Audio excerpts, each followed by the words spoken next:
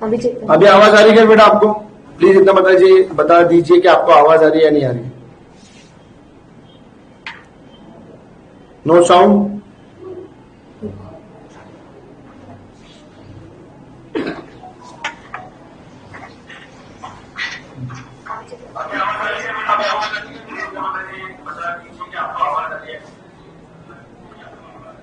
अब आ रही आवाज? ओके ओके, चलिए साउंड आ रहा है? ओके बेटा, ओके।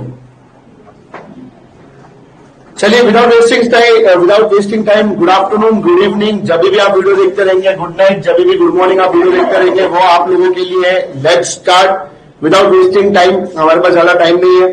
तो सबसे पहले आ जाइए बेटा, मैं आप लोगों को कौन सा सब्जेक्ट पढ़ाने वाला हूं? Fundamentals of law and ethics. Ethics पढ़ाने के लिए हम आपको बताएंगे कि हमारे बड़े भाई, हम सबके गॉडफादर करण सर आएंगे आपको पढ़ाने के लिए, ठीक है? तो सबसे पहले आप आ जाइए। दो तीन चीजें जो आपको ध्यान से सुनना है, ये तो आपको चैप्टर वाइज एनालिसिस है जो मैं आपको बता रहा हूं, लेकिन दो तीन चीजें जो आपने पहले ही बैच में समझ लेना है। ये बैच के अंदर मैं आपके पूरे कंसेप्ट लेने वाला हूं, एग्जाम ओरिएंटेड कंसेप्ट। पूरे के पूरे जो कंसेप्ट रहेंगे कौन से रहेंगे बेटा? Exam oriented. कुछ बच्चों के सवाल रहेंगे, सर हमने कभी लॉ पढ़ा नहीं है, हमने कभी ये पढ़ा नहीं है, कभी वो पढ़ा नहीं है, तो हमको ये मदद करेगा क्या? अगर आप जीरो से मेरी बात सुनोगे तो 100 नहीं 500% ये चीज आपकी मदद करेगी। ये मैं बहुत कम बार ऐसे वर्ड यूज करता हूं, आज यूट्यूब पे मैं ये यूज कर रहा हूं, ये मेरी क्या है? गारंटी। लेकिन जीरो से अगर आपने पहले कुछ पढ़ा हुआ है जो थोड़ा बहुत गलत रहेगा, फिर मैं आपको कुछ पढ़ाऊंगा तो वो आपके लिए डिफिकल्ट जाएगा। जो भी बात आप सुन रहे हो, अगर आप जीरो से सुनोगे तो मैं आपको गारंटी देता हूं कि जितने भी सेशंस में लेने वाला हूं, आपकी 2 जनवरी के एग्जाम के लिए मोर देन इनफ रहेगा। Sir voice is not clear, voice is not clear क्या? एक बार थोड़ा सा चेक कर लेना। लाइव स्ट्रीमिंग के बच्चे लोग भी बता देना भैया लाइव वॉइस क्लियर है क्या नहीं है? क्लियर है। माइक पे क्या करना, ठीक है, ओके। तो अभी मेरे ख्याल से आवाज का भी जो प्रॉब्लम था वो भी आपका क्लियर हो गया रहेगा, आई होप सो। अभी आ रहा है एकदम क्लियरली आवाज?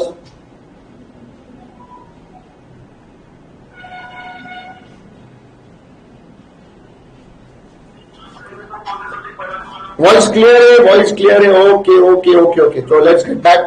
चलिए ध्यान से सुनिए है ना, ध्यान से सुनिए बेटा। अगर आपने लॉ कहीं भी पढ़ा रहेगा, अगर आप जीरो से मेरे साथ स्टार्ट करोगे तो आपके 2 जनवरी की एग्जाम के लिए जितने भी सेशंस में आपके लॉ के लूंगा वो मोर देन आपके लिए इनफ रहेगा। हमारा सीक्वेंस क्या रहेगा सर? हमारा सीक्वेंस रहेगा, पहले मैं आपको चैप्टर पढ़ाऊंगा, उसके बाद जो एमटीपी के जो हमारे एमसीक्यूज है वो हम लोग कंडक्ट करेंगे। सेपरेट सेशन हम लोग चैप्टर वाइज मॉड्यूल के एमसीक्यूज के लेंगे, लेकिन ये 4:30 के सेशन में नहीं रहेगा, उसका टाइमिंग अलग से मैं आपके साथ लेटर ऑन में आपको बताऊंगा। तो इस तरीके से हम लोग इसको पढ़ने वाले हैं। सबसे पहले आप एक बार ये जो चैप्टर वाइज एनालिसिस है, आपको जब 100 मार्क्स का पेपर आता है तो टोटल कितने एमसीक्यूज आते हैं आपको? 50 एमसीक्यूज। हर एक एमसीक्यू कितने मार्क्स के लिए रहता है बेटा? 2 marks. It is for 2 marks. Every MCQ is for 2 marks. Negative marking का कोई कंसेप्ट है क्या बच्चा? There is no concept of negative marking, ठीक है। तो सर कितने मार्क के लिए क्या आता है? ध्यान से सुनना। On an average Indian contract act 40 mark के लिए ऑन एन एवरेज आ जाता है। कभी कभी कोई पेपर में 32 मार्क्स के लिए, कभी कभी 36 मार्क्स के लिए, कभी कभी 38 है, कभी कभी 40। हाईएस्ट कितने मार्क्स के लिए आ जाता है बेटा? 40 मार्क्स। मेंटी भी होगा जो हमने सीक्वेंस रखा था 100%। जैसे चैप्टर खत्म होगा उसका हम लोग मेंटी भी रखने वाले हैं, ठीक है। सब होगा, थोड़ा सा सब्र रखो, पहले आप सुन लो, उसके बाद आप आपके सवाल भेजना, ठीक है बच्चा। फिर sales of good act. Sales of good act हमने 20 मार्क तक का एवरेज पकड़ा है, बट कभी कभी सेल्स ऑफ गुड एक्ट का भी वेटेज बढ़ाया गया है। अगर किसी ने रिसेंटली कुछ मॉक पेपर सॉल्व किए रहेंगे तो कितना हाईएस्ट तक जा चुका है उसके अंदर? 26 मार्क तक भी जा चुका है। कभी कभी 26 मार्क तक के लिए आपके लिए क्या आ गया है? शुगर आ चुका है। नेगोशिएबल बेटा 10 मार्क, हायर साइड 12, लेकिन मैंने कभी ज्यादातर 12 मार्क नहीं देखा। हायर साइड कितने मार्क के लिए आ जाता है? 10 मार्क। और अगर सोगा का वेटेज बढ़ा तो किसका वेटेज थोड़ा बहुत कम होगा? एथिक्स। तो एथिक्स भी आप 24 से 30 मार्क्स के लिए आपको एग्जाम में आता है। ये आपका वेटेज है। कहने के लिए 4 चैप्टर है, लेकिन 4 चैप्टर नहीं है, 4 एक्ट नहीं है। हम उसको चैप्टर वाइज डिवाइड करते हैं। जिसके पहले हम लोग सबसे पहले कैसे स्टार्ट करते हैं आपको ध्यान देना है। मैं कैसे पढ़ाने वाला हूं आपको, just give me a second. कहा गया सुदर्शन चक्र एरिया। मैंने इंडियन कॉन्ट्रैक्ट एक्ट के अंदर 10 चैप्टर बनाए हैं। चैप्टर को नाम रखा है यूनिट। आप जब मॉड्यूल में जाओगे तो आपके इंस्टीट्यूट के मॉड्यूल में पूरा का पूरा एक ही बुक है। आपके इंस्टीट्यूट के मॉड्यूल में पूरा का पूरा क्या है, एक ही बुक है। बट मैंने उसको क्या किया है, डिवाइड किया हुआ है for your understanding, for your, देखिए आप जब रिवाइज करो तो कौन से पार्ट ज्यादा अच्छे, कौन से पार्ट अच्छे नहीं है। और ये जो जब पूरा इंडियन कॉन्ट्रैक्ट एक्ट हो जाएगा ना बेटा, तो कौन से यूनिट में से कितने क्वेश्चन आते हैं वो भी मैं आपके साथ एक वेटेज डिस्कस करूंगा। आज नहीं होगा, 10 दिन लगेंगे, 10 दिन लगेंगे। उसके बाद कौन से यूनिट में से कितने क्वेश्चन आते हैं, कैसे टाइप के आते हैं, हम लोग उसके बारे में क्या करेंगे बेटा, डिस्कशन करेंगे। उसके बारे में हम लोग डिस्कशन करेंगे। तो इसको हम लोग ने डिवाइड कैसे करा हुआ है, कैसे डिवाइड करा हुआ है, 10 यूनिट में। कितने यूनिट में, 10 यूनिट। बच्चे लोग पूछेंगे सर ये notes completely hand written exam oriented notes है। उसमें कुछ कुछ चीजें मैं आपको लिखने के लिए बोलूंगा जो आपको लिखनी है। उसके अलावा आपको एक चीज याद रखना, ये नोट्स जितने भी यूट्यूब के स्टूडेंट्स हैं, हमारे क्लास के बच्चों को तो इसकी पूरी हार्ड कॉपी मिलती है। हमारे क्लास के बच्चों को तो ये 2 बुक मिलती है मेरे ख्याल से। कौन सी मिलती है वो, ये ग्रंथ भी मिलती है, बराबर है, और सुदर्शन चक्र भी मिलती है। तो हम जितने भी हमारे व्हाट दे से यूट्यूब के बच्चे हैं, सुदर्शन चक्र के notes will be available on the success batch. कितना अवेलेबल रहेंगे, सक्सेस बैच। तो आई होप आप लोगों को एक जो ब्रीफिंग है वो एक समझ में आ गई रहेगी। 100% चैप्टर खत्म होने का उसका क्या होगा, मेंटी होगा। इनफैक्ट 1-2 दिन के बाद आप लोगों के लिए टेस्ट सीरीज, मेंटी एक अलग चीज है, आप लोगों के लिए टेस्ट सीरीज श्रुति मैडम जल्द से जल्द अनाउंस करने वाले with in a period of 1 or 2 days, जहां पे 1-2 दिन के बाद आपकी पूरी टेस्ट सीरीज, क्योंकि अपने पास अभी ज्यादा दिन है नहीं। कितने दिन बचे हमारे एग्जाम के लिए, आज के तारीख के लिए 10 तारीख, तो हमारे पास कितने दिन है, 22 दिन, 22 डेज, बराबर है क्या। 31 दिसंबर, 1 जनवरी, 2 जनवरी को जजमेंट है, मतलब हमारा एग्जाम है। तो हमको जाके एग्जाम लिखना है। तो पूरा का पूरा Shruti madam is going to guide you regarding that. और किसी को कोई सवाल रहेगा तो अभी पूछ लो, क्योंकि उसके बाद मैं सिलेबस स्टार्ट करने वाला हूं।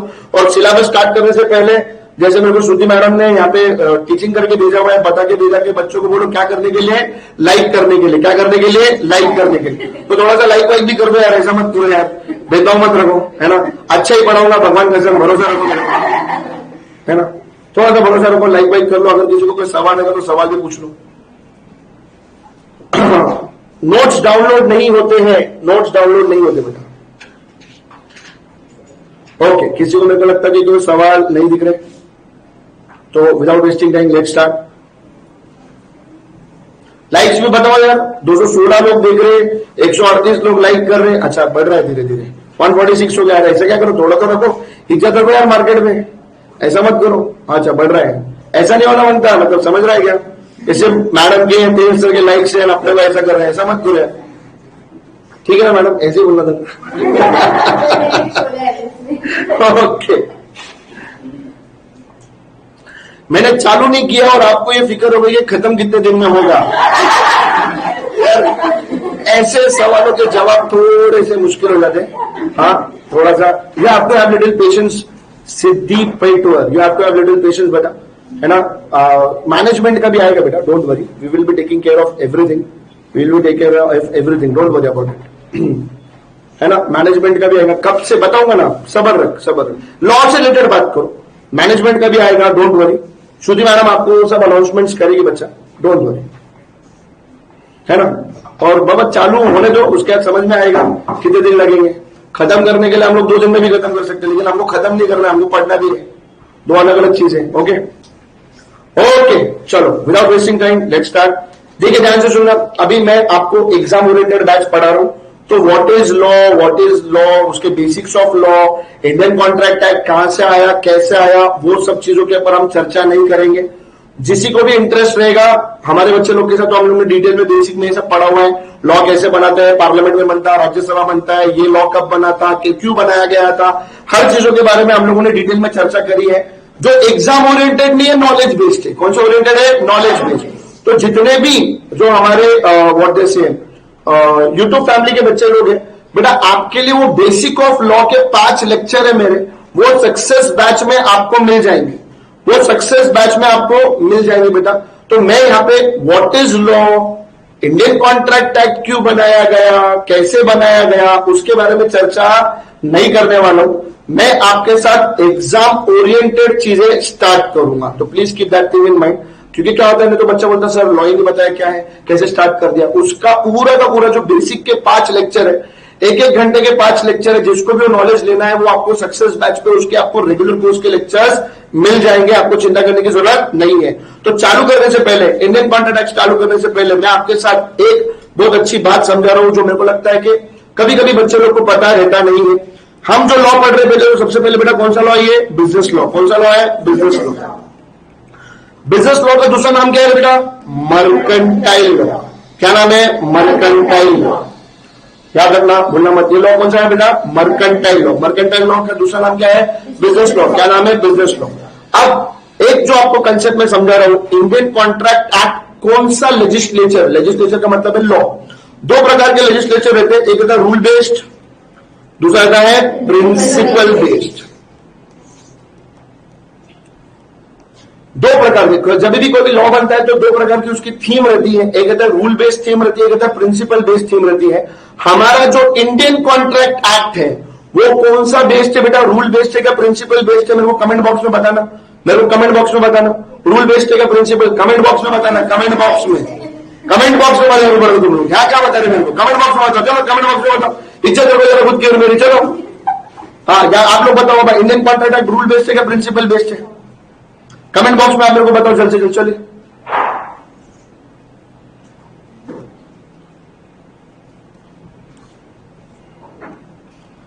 It is principle based, rule based. कोई रूल बेस्ड बोल रहा है, कोई प्रिंसिपल बेस्ड बोल रहा है ना। बहुत सारे लोगों के बीच में आपस में क्या चल रहे हैं, झगड़े चल रहे हैं। क्या चल रहे हैं, झगड़े। तो अभी ये झगड़े का जो निवारण है हम लोग करने वाले, ये जो फाइनली कंसेप्ट क्या हम समझने वाले हैं, प्लीज अंडरस्टैंड। आंसर है, Indian contract act is principle based law. It is a principle based law. It is not a rule based law. So what is a rule based law? What is a principle based law? Please understand. Rule based legislation समझना, हम बात करें rule based legislation की। Example, traffic rules या traffic के laws, है ना। हम में से हर व्यक्ति जब सिग्नल का कलर लाल कलर होता है तब हम लोग उधर क्या करते हैं, स्टॉप। जब सिग्नल का कलर ग्रीन कलर होता है तब हम क्या करते हैं। ये रूल सबके लिए सेम है। ऐसा है क्या, ऐसा है क्या, मैं लाल पे रुकूंगा, आप लाल पे जाओगे, मैं ग्रीन पे जाऊंगा, आप ग्रीन पे रुकोगे। ऐसा कोई रूल है क्या बेटा, नहीं। ऐसा है क्या, नहीं। ऐसा है क्या, नहीं। It is a rule based, जहां पे रूल सबके लिए क्या है, सेम। सबके लिए क्या है, सेम। प्रिंसिपल बेस्ड में क्या होता है, अंडरस्टैंड। जैसे मैं इंडियन कॉन्ट्रैक्ट एक्ट को प्रिंसिपल बेस्ड क्यों बोला हूं, उसके पीछे का मैं आपको थोड़ा सा लॉजिक समझाने की कोशिश करता हूं। Please understand the logic. जैसे देखिए, जब हम किसी व्यक्ति के साथ कॉन्ट्रैक्ट में एंटर करते हैं तो हम आपस में क्या डिसाइड करते हैं, rules and terms and condition. क्या डिसाइड करते हैं, टर्म्स एंड कंडीशन। तो जैसे for example, I am a dealer of oil, I am a dealer of oil. अब तेजस सर पिछले 10 साल से मेरे पास से, तेजस सर इज माई कस्टमर पिछले 10 साल से, 10 years से इज माई कस्टमर। तो जब तेजस सर मेरे पास से ऑयल खरीदते रहेंगे तो हमारे टर्म्स एंड कंडीशंस थोड़े अलग होंगे। जहां पे मैं तेजस सर को क्रेडिट पे गुड्स देता रहूंगा, I been providing him goods on credit. भाई ठीक है, आप उधारी पे लीजिए, मैं 90 डेज का क्रेडिट उनको प्रोवाइड कर रहा हूं। कितने दिन का क्रेडिट प्रोवाइड कर रहा हूं, 90 डेज। वहीं पे समझो पहली बार एक न्यू क्लाइंट आया, एक न्यू क्लाइंट आया, न्यू कस्टमर, गोपू नाम है उसका। मैं इनको जानता नहीं हूं, पहचानता नहीं हूं। पहली बार ये मेरे फैक्ट्री में आए, इन्होंने मेरे को ऑयल मांगा। मैंने उनको बोला कि यार आपके साथ मैं कैश में बिजनेस करूंगा, no credit for you. I am going to deal with you only on cash basis, मतलब पैसा दो, मान लो, नो क्रेडिट, नो उधारी। आपको मैं उधारी नहीं दे सकता क्योंकि मैं आपको जानता नहीं हूं, पहचानता नहीं हूं। अंडरस्टैंड।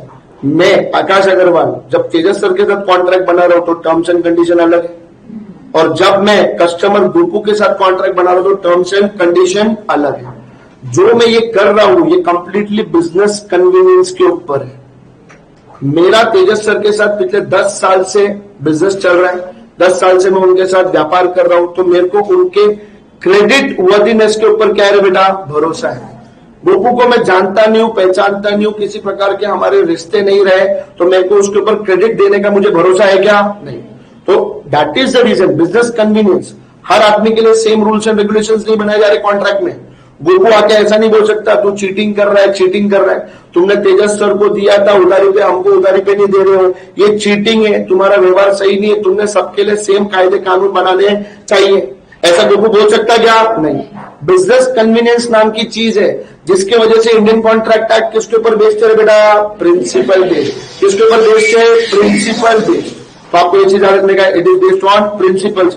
जहां पे होता क्या है, जहां पे होता क्या है, हमको हमारे हिसाब से टर्म्स एंड कंडीशंस बनाने का क्या दिया गया है, राइट दिया गया। क्या दिया गया है, राइट दिया। तो ये छोटा सा नॉलेज आपको लेना जरूरी था कि Indian contract act rule based है क्या प्रिंसिपल बेस्ड है, जल्दी बोलो, principle based. Indian contract act rule based है क्या प्रिंसिपल बेस्ड है, प्रिंसिपल बेस्ड। सबसे पहले स्टार्ट करें जो आपके छोटे छोटे एमसीक्यू जो आपको एग्जाम में आ सकते हैं कि इंडियन कॉन्ट्रैक्ट एक्ट कब से लागू हुआ है बेटा, 1 सितंबर 1872। ये प्री इंडिपेंडेंस एक्ट है, जब तक हमारा देश आजाद भी नहीं हुआ था, लेकिन तभी भी हमारे देश में कानून नाम की चीज थी, कानून व्यवस्था नाम की चीज थी, ये भूलना मत। ये एक्ट किसको एप्लीकेबल है, ये act is applicable to whole of India, भूलना मत। शायद आपके इंस्टीट्यूट के मॉड्यूल में एमसीक्यू में अभी भी whole of India excluding the state of Jammu and Kashmir रहेगा, तो आप कंफ्यूज हो जाओगे कि सर ये एक्ट पूरे इंडिया को एप्लीकेबल है excluding the state of Jammu and Kashmir, और आप बोल रहे हो to the whole of India. बेटा आप सब भली बात जानते हो कि जब आर्टिकल 370 हटाया उसके बाद बहुत सारे हमारे देश के कानून किधर एप्लीकेबल हो गए, होल ऑफ इंडिया, मतलब जम्मू एंड कश्मीर को भी एप्लीकेबल हो गया। तो सर हमने एग्जाम में जब हमको सवाल आएगा तो हमने कौन से ऑप्शन को सिलेक्ट करना है, होल ऑफ इंडिया। यहां पे पहले देखो मेरे नोट्स के अंदर भी पहले अगर आप देखोगे तो except the state of Jammu and Kashmir था, अभी मैंने उसको क्या कर दिया बेटा, कट। अभी it is applicable to the whole of India, it is applicable to the whole of India. ये हमको क्या दे रहा है, जनरल प्रिंसिपल्स दे रहा है, बेसिक फ्रेमवर्क दे रहा है। इंडियन कॉन्ट्रैक्ट एक्ट करता क्या है, ध्यान से सुनना, कॉन्ट्रैक्ट के आपको बेसिक ढांचा देगा, कॉन्ट्रैक्ट कैसा होना चाहिए, कॉन्ट्रैक्ट में क्या होना चाहिए, क्या नहीं होना चाहिए, वो इंडियन कॉन्ट्रैक्ट एक्ट कर रहा है, इसलिए प्रिंसिपल बेस्ड है। वो आपको कैसा कॉन्ट्रैक्ट के अंदर टर्म्स एंड कंडीशंस कैसे वैलिड रहेंगे, कैसे इनवैलिड रहेंगे, उसके बारे में चर्चा कर रहा है। कॉन्ट्रैक्ट के टर्म्स एंड कंडीशन बनाने का पावर उसने कंप्लीटली आपके हाथ में थमा दिया है, कंप्लीटली आपके हाथ में थमा दिया है। ये बात आप भूलना मत, ये चीज को आपको याद रखना है। तो प्लीज याद रखिए कि ये क्या है, इंडियन कॉन्ट्रैक्ट एक्ट क्या देगा आपको, जनरल प्रिंसिपल्स। क्या देगा बेटा, जनरल प्रिंसिपल, बेसिक फ्रेमवर्क देगा जिसके बेसिस पे आप लोग क्या बना सकते हो, आपके कॉन्ट्रैक्ट को बना सकते हो। क्या कर सकते हो, कॉन्ट्रैक्ट को बना सकते हो। ध्यान से सुनना, ये सब चीजों पे मैं आपके पास ऑफिस से लेके आऊंगा, don't worry about it. Madam मेरे को ये देना, डोंट वरी कि ये सब चीजें मैं आप लोग को प्रोवाइड कर दूंगा, आपको उसकी चिंता करने की जरूरत नहीं है।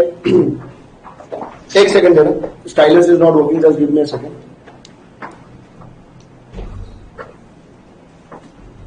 ठीक है, अब आप लोग आ जाइए। अभी हम लोग स्टार्ट कर रहे थे Indian contract act. Indian contract act के अंदर सबसे पहले सबसे पहले हमको ये समझना है कि सर कॉन्ट्रैक्ट किसे कहते हैं, कॉन्ट्रैक्ट किसे कहते हैं।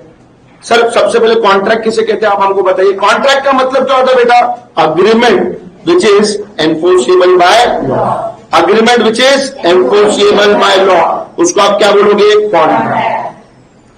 What is a contract sir, contract एक अग्रीमेंट है जो एनफोर्सेबल बाय लॉ।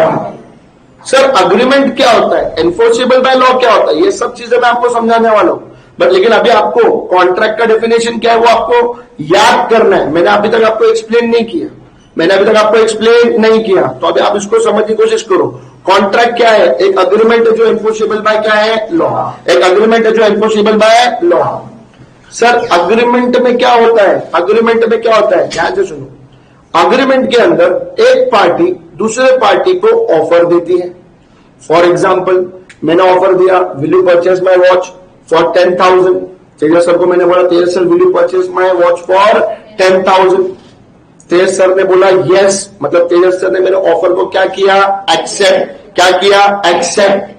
तो जब मेरे ऑफर को तेजस सर ने एक्सेप्ट किया तो उनके और मेरे बीच में क्या बन गया, अग्रीमेंट। क्या बन गया, अग्रीमेंट। तो कॉन्ट्रैक्ट क्या है, कॉन्ट्रैक्ट एक अग्रीमेंट है जो एनफोर्सेबल बाय लॉ है। अग्रीमेंट क्या है, offer plus acceptance is agreement. Offer plus acceptance is agreement. Concept के ऊपर ध्यान देना, 2-3 कंसेप्ट अभी हम लोग करने वाले। सर ये एनफोर्सेबल बाय लॉ का मतलब क्या होता है, ध्यान से सुनो। So what is the meaning of enforceable by law, ये बहुत इंपॉर्टेंट है। सबसे बड़ी खासियत ही हमारे इंडियन कॉन्ट्रैक्ट एक्ट के अंदर इसी चीज की है, एनफोर्सेबल बाय लॉ। मैं आपको एक शॉर्ट में समझाता हूं। तेजस सर ने मेरे पास से घड़ी ले ली और तेजस सर ने मुझे पैसे नहीं दिए, तो क्या मैं कानून की मदद लेके तेजस सर के ऊपर केस फाइल करके मेरे पैसे रिकवर कर सकता हूं, क्या नहीं कर सकता हूं? इसका जवाब आप मुझे कमेंट बॉक्स में दीजिए। तेजस सर ने मेरे पास से घड़ी ले ली है और मुझे उन्होंने पैसा नहीं दिया है, तो क्या मैं उनके पास से पैसा रिकवर कर सकता हूं, क्या नहीं कर सकता हूं? इस चीज का आप हमें जवाब दे दीजिए बेटा, जल्द से जल्द।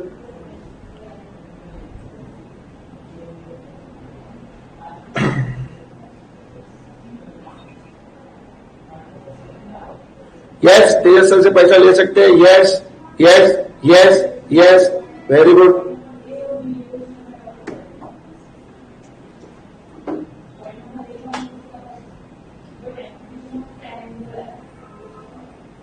मेजॉरिटी ऑफ बच्चों ने यस बोला है, इक्का दुक्का के हिसाब से नो है, कोई प्रॉब्लम नहीं है ना। Get your self repair somewhere. हाँ, नो, ध्यान से सुनो, ध्यान से सुनो। जो अपनी बीमारी है उसका इलाज कहीं ना कहीं से आप करा लीजिए। ध्यान से सुनना, तेजस सर से हम लोग क्या कर सकते हैं, पैसा रिकवर कर सकते हैं क्या, हाँ। कानून की मदद हम ले सकते हैं क्या, हाँ। उसी चीज को क्या बोलते हैं हम, एनफोर्सेबल बाय लॉ। देखो ध्यान से सुनना, जिस वक्त, जिस क्षण, जिस घड़ी, जिस वक्त, जिस क्षण, जिस घड़ी तेजस सर और मैं एक अग्रीमेंट में एंटर किए, ध्यान से सुन के लो, जिस वक्त, जिस क्षण, जिस घड़ी में और तेजस सर एक अग्रीमेंट में एंटर किए, तो उनके और मेरे बीच में बन गया एक संबंध। उनके मेरे बीच में बन गया एक लीगल रिलेशनशिप। क्या बन गया बेटा, legal relationship. We are having a legal relationship, we are having a legal relationship. अब ये लीगल रिलेशनशिप क्या बोलता है, ध्यान से सुनो। इस पर्टिकुलर अग्रीमेंट के अंदर मेरी क्या ड्यूटी बनती है, मेरी ड्यूटी बनती है तेजस सर को वॉच देना। तेजस सर की क्या ड्यूटी बनती है, मुझे पैसा देना। मेरी ड्यूटी है, ड्यूटी मेरी क्या ड्यूटी है, वॉच देना। तेजस सर की क्या ड्यूटी है, पैसा देना। जब हम दोनों के बीच में लीगल रिलेशनशिप बन गया ना, तो अब ये ड्यूटी हमारी लीगल ड्यूटी हो गई। क्या हो गई बेटा, लीगल ड्यूटी। हमको हमारी ड्यूटी परफॉर्म करनी ही पड़ेगी। अगर हमने हमारी ड्यूटी परफॉर्म नहीं की तो लॉ हमारे की मदद कर सकता है, मतलब लॉ जो व्यक्ति परफॉर्म नहीं करता उसको बम्बू लगा सकता है। Again understand, listen to it carefully for 2 seconds और 2 minutes। ध्यान से सुनो क्या बोल रहा हूं मैं, इसको ध्यान से समझने की कोशिश करो। जब मैं और तेजस सर अग्रीमेंट में एंटर किए, क्या क्या एंटर कर रहे हैं, अग्रीमेंट, तो हमारे बीच में एक रिश्ता बन गया, जिस रिश्ते का क्या नाम है, लीगल रिलेशनशिप। क्या नाम है, लीगल रिलेशनशिप। अब ये जो लीगल रिलेशनशिप है, ये लीगल रिलेशनशिप की वजह से जो इस अग्रीमेंट में हमारी ड्यूटी थी, मेरे को क्या देना था उनको, घड़ी, वो मेरी क्या थी, ड्यूटी। तेजस सर का क्या काम था, मुझे क्या देना, पैसा, वो उनकी क्या थी, ड्यूटी। अगर हम में से किसी ने अपनी ड्यूटी नहीं पूरी करी तो लॉ का बम्बू लगेगा, वही एनफोर्सेबल बाय लॉ है। ये ड्यूटी अभी हमारी लीगल ड्यूटी है, we are bound to perform. हमको जो वादा किया है वो निभाना पड़ेगा। इंडियन कॉन्ट्रैक्ट एक्ट का थीम समझना, जो वादा किया वो निभाना पड़ेगा। नहीं तो आप सिर्फ वादा करोगे और निभाओगे नहीं, तो ऐसे तो लोग कितने वादे करेंगे, कितने लोगों को पागल बनाएंगे। इसलिए एनफोर्सेबल बाय लॉ का कंसेप्ट बहुत इंपॉर्टेंट है। जो वादा किया वो निभाना पड़ेगा, वरना क्या लगेगा, लॉ का बम्बू। एनफोर्सेबल बाय लॉ, वो दोनों पार्टी के बीच में कौन सा संबंध होता, लीगल रिलेशनशिप। अगर किसी पार्टी ने अपना वादा पूरा नहीं किया तो दूसरा पार्टी क्या कर सकता है, उसके ऊपर केस फाइल कर सकता है। हम लॉ की मदद ले सकते हैं, लॉ को बोल सकते हैं, देख मैं ये चीटिंग कर रहा है, इसने वादा किया था, ये अपना वादा नहीं निभा रहा है, इसको बोल अपना वादा निभाने के लिए, इससे जो वादा किया तो निभा नहीं रहा है, तो हम उसके ऊपर लॉ के बंधन डाल सकते हैं। उसको बोलते हैं एनफोर्सेबल बाय लॉ। उसको क्या बोलते हैं, enforceable by law. What is enforceable by law? And both the party agree into an agreement. They have a legal relationship, due to which they are legally bound to perform their duty. If any one party fails to perform their duty, the other party can file a case on the other party. उसको क्या बोलते हैं? Enforceable by law. उसको क्या बोलते हैं? Enforceable by law. Very important, very very very important, enforceable by law. तो the contract क्या होता है? Contract is an agreement which is enforceable by law.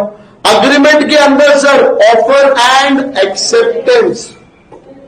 Enforceable by law का मतलब क्या है? साधारण भाषा में जो वादा किया वो निभाना पड़ेगा, और अगर वादा नहीं निभाया तो लॉ का बम्बू। अगर वादा नहीं निभाया तो लॉ का बम्बू। और सर अभी हमारे लिए इंपॉर्टेंट बात है सर ये जो कॉन्ट्रैक्ट है इसका डिफाइनिंग सेक्शन क्या है? ये मेरे को बताओ, इसको कैसे रीड करते? कमेंट बॉक्स में मेरे को बताओ जल्दी, इसको कैसे रीड करते? ये जो लिखेला है इसको रीड कैसे करते? जल्दी बताओ। इसका ये भी आपको एमसीक्यू में आ जाता है कभी कभी। इसको कैसे रीड करते प्लीज बताना।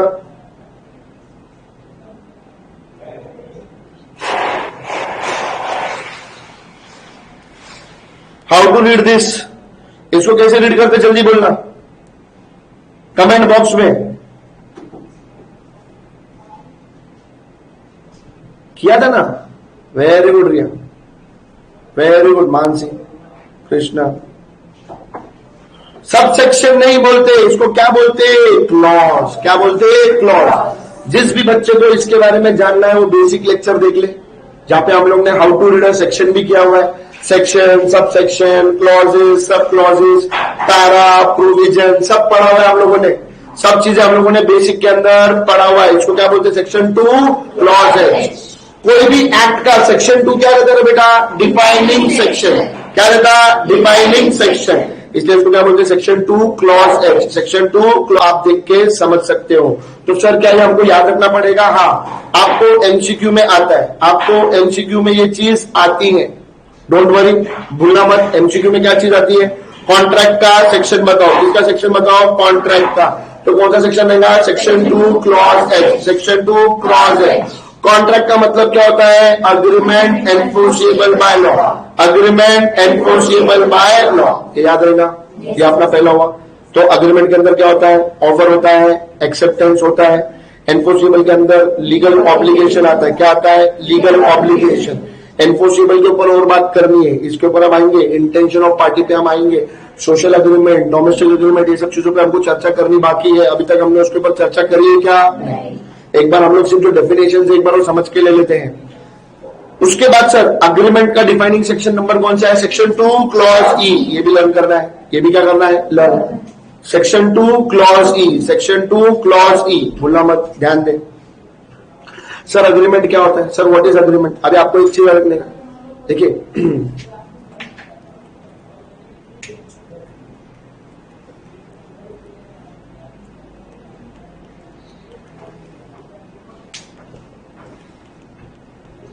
ए क्या देगा बी को? 5000। बी क्या देगा ए को? सॉरी, ए क्या देगा बी को? वॉच। बी क्या देगा ए को? पैसे 5000। क्या देगा? 5000। ध्यान से सुनो, यहां पे ए ने वादा किया है। ए ने क्या वादा किया? I will give you watch. B ने क्या वादा किया? I will give you money. दोनों पार्टी अग्री कर रहे हैं। तू मेरे वादा सुन के तू तेरा वादा मेरे को दे रहा है, तू अग्री कर रहा है, मैं अग्री कर रहा हूं कि मेरा ये वादा है, अगर तूने मुझे 5000 रुपए दिए तो मैं तेरे को वॉच दूंगा। मैं अग्री कर रहा हूं कि अगर मैंने तुझे 5000 रुपए दिए तो तू मुझे वॉच देगा। उसी चीज को क्या बोलते हैं हम? Agreement. Every promise and every set of promise forming consideration, every promise and every set of promise forming consideration for each other is known as agreement. Is known as agreement. ध्यान से सुनो, मैंने क्या वादा किया? वॉच। तुमने क्या वादा किया? पैसा। ये जो अपन ने आपस में वादे एक्सचेंज करे, जो अपन ने आपस में वादे एक्सचेंज करे, ये वादे है ना, बेसिकली कौन से वादे के मालूम है क्या? Mutual promise. क्या बोलते हैं इसको? Mutual promise. ध्यान रखना, भूलना मत, इसको क्या बोलते हैं हम? Mutual promise. Just give me a second, stylish में कुछ तो प्रॉब्लम रहेगा इसलिए वो ऐसा, हाँ थोड़ा स्टाइलिश में प्रॉब्लम हुआ है, पर आप लिख लेना। कौन से प्रॉमिस है तेरे बाबा? Mutual promise. कौन से प्रॉमिस देते? Mutual promise. Every promise and every set of promise forming consideration for each other is known as what? Agreement. क्या है वो? Agreement. सॉरी, ये गलत बोल दिया मैंने, यहाँ पे agreement, यहाँ पे यहाँ पे every promise and every set of promise forming consideration for each other is known as agreement. Is known as agreement. और agreement का सेक्शन कौन सा है? 2E. कौन सा है? Section 2E. कौन से प्रोमिसेस रहते हैं? Mutual promise. कौन से प्रोमिसेस रहते हैं? Mutual promise. प्रॉमिस का डिफाइनिंग सेक्शन कौन सा है बेटा? 2B, section 2B, section 2B याद रखने का है। कॉन्ट्रैक्ट का 2H, अग्रीमेंट का 2E, प्रॉमिस का 2B। So what is a promise? अभी ध्यान से सुनो। मैंने जब आपको एक ऑफर दिया, ऑफर का दूसरा नाम क्या है? प्रपोजल। ऑफर का दूसरा नाम क्या है? Proposal. What is the offer का दूसरा नाम क्या रहता है? प्रपोजल। मैंने ऑफर दिया, will you purchase my watch for 5000। तो जिस वक्त, जिस क्षण, जिस घड़ी तुमने मेरे ऑफर को एक्सेप्ट किया, मेरे प्रपोजल को एक्सेप्ट किया, तो वो क्या बन गया बेटा? प्रॉमिस। क्या बन गया? Promise. A proposal when accepted becomes a promise. Proposal when accepted becomes a promise. Proposal when accepted becomes a promise. Proposal when accepted becomes a promise. तो बताओ कॉन्ट्रैक्ट का डिफाइनिंग सेक्शन क्या है? 2H। कॉन्ट्रैक्ट का defining section क्या है? 2H। Sir H for hero. Indian contract का hero कौन है? कॉन्ट्रैक्ट। बाहुबली पिक्चर का हीरो कौन था? बाहुबली। तो इसलिए कॉन्ट्रैक्ट का डिफाइनिंग सेक्शन क्या आएगा? H। H stand for hero. ये अपन ने याद करने का क्या किया था? तरीका। क्या किया था? तरीका। हर एक का नहीं निकाला हुआ है, लिमिटेड लिमिटेड निकाला है। तो तुम हावड़े चाहेंगे हर चीज का चाहिए, ऐसा होता नहीं है। हर एक का निकाल के भी दिया तो बाद में आपको कंफ्यूजन हो जाता है। अभी तो अच्छा लगता है क्लास में डाटा डाटा करने को, लेकिन जब आप एग्जाम में जाते हो ना तो आप क्या हो जाते हो? कंफ्यूज। क्या हो जाते हो? कंफ्यूज। तो ये आप लोगों को याद रखने का है। कॉन्ट्रैक्ट का क्या है? 2H। कॉन्ट्रैक्ट का क्या है? 2H। अग्रीमेंट का क्या है? 2E। अग्रीमेंट का क्या है? 2E। अग्री बहुत ज्यादा ई आ रहे हैं इसके अंदर, इसलिए इसको क्या था अपन ने? अग्री। याद आ रहा है? बोला था अग्री। अरे कितना ई आ रहा है इसकी मार्का इसके अंदर, सॉरी इसके अंदर क्या करें? 2E। क्या करा बदले? 2E। क्या करा बदले? 2E। प्रॉमिस या भी अपन जब एक्सेप्टेंस के चैप्टर में जाएंगे, पहले ऑफर आता है, फिर एक्सेप्टेंस आता है, तब जाके अपन इसको क्या करते हैं? याद करते हैं। तब जाके अपन इसको क्या करते हैं? याद करते हैं। तो एक बात, what is contract? Agreement enforceable by law. What is agreement? Promise and every set of promise forming consideration for each other is known as promise. Sir consideration क्या होता है? Sir is known as agreement. Sorry, is known as agreement. Sir consideration क्या होता है? सब आएगा, शांति रखना पड़ेगा, सब टीचर का अपना अपना तरीका रहता है पढ़ने का, है ना, तो अपन अपने हिसाब से पढ़ेंगे उसको। प्रॉमिस क्या होता है? सर जब आप मेरे प्रपोजल को एक्सेप्ट कर लेते तो उस वक्त, उस क्षण, उस घड़ी क्या बन जाता? प्रॉमिस। क्या बन जाता है? प्रॉमिस। समझ में आया क्या? समझ में आया क्या? ओके। क्या बोल रहे हैं यहाँ पे? How to learn. बेटा आप मेरे साथ बार बार रिपीट करते रहो, रिपीट करते रहो, रिपीट करते रहो, तो आपको लर्न हो जाएगा। जो तरीके हम आपको बताएंगे उससे आप लर्न कर लेंगे। मोनिश को क्या जानना है बेटा? Sir investment is not syllabus. क्या चाहिए इसको बेटा? सर हमको सीए में कोर्स के अंदर इन्वेस्टमेंट एंड स्टॉक मार्केट सिखाया जाएगा या नहीं? बेटे अभी देख, अपन फिलहाल अभी फाउंडेशन पढ़ रहे, तो फाउंडेशन की बात करेंगे, है ना। इंटर में जाएंगे तो ऐसा आपको कोई स्पेसिफिक कोर्स नहीं आता बेटा, लेकिन ये सब सवाल आई थिंक जो अभी क्या है? इररिलेवेंट है। क्या है? अभी इररिलेवेंट है। तो ये चीज आपको याद रखना है, ठीक है बेटा? ये चीज तो आई होप आप लोग को ये पर्टिकुलर चीज पहले आपको समझ में आई रहेगी कि हमने क्या किया और क्या नहीं। अब ध्यान दो, अब कुछ चीजें आप लोग को ध्यान देने वाला काम है जो आपको समझना है। अभी कंसेप्ट के ऊपर जा रहे हैं हम लोग, कुछ चीजों के, कुछ चीजें जो आपको लिख के भी लेनी है, कुछ चीजें आपको क्या करनी है? लिख के लेनी है।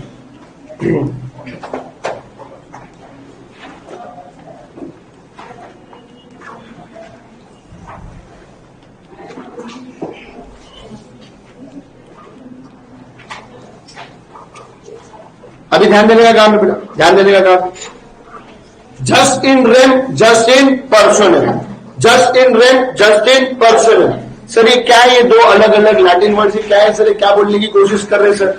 क्या बोलने की कोशिश कर रहे हैं? जस्ट इन रेम का मतलब क्या होता है सर? बोलो मेरे को, कमेंट बॉक्स में बताओ what is the meaning of just in rem.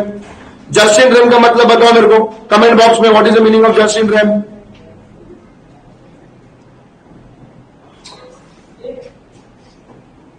Writing के लिए कुछ नहीं कर सकते बेटा, ये आज स्टाइलस ब्लर हो गया है, तो I am really sorry for that. Just in rem का मतलब क्या होता है? जस्ट इन रेम का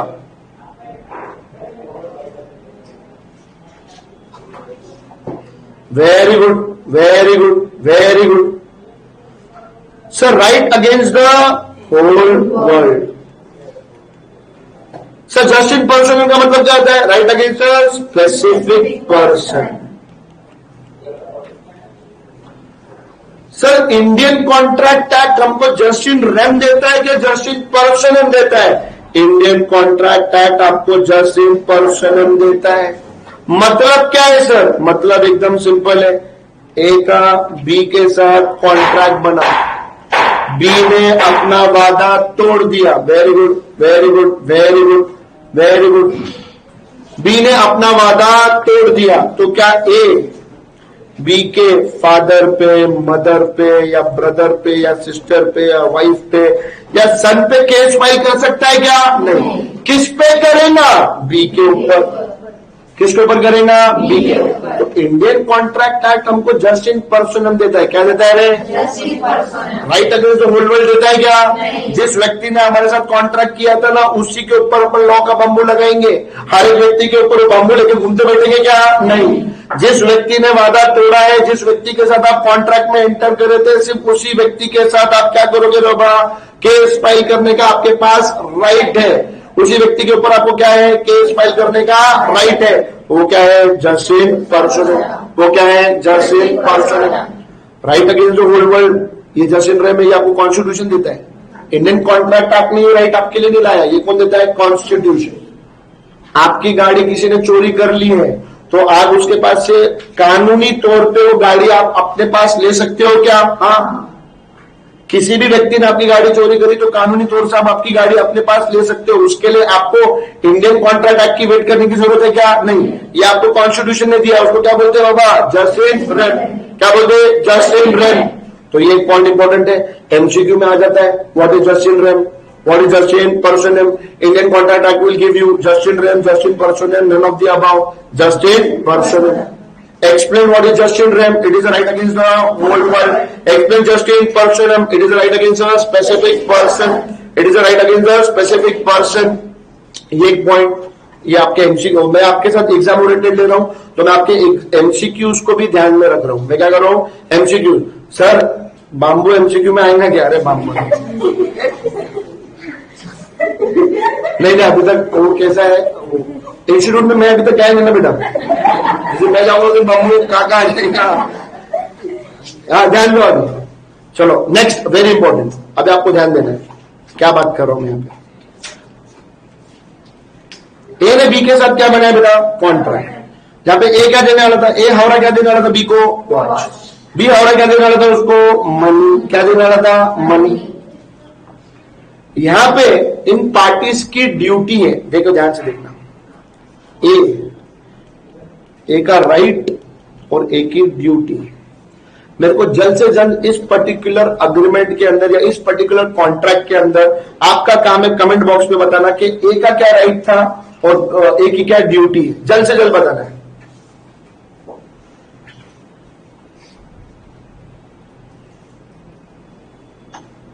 जल्द से कमेंट बॉक्स में करो।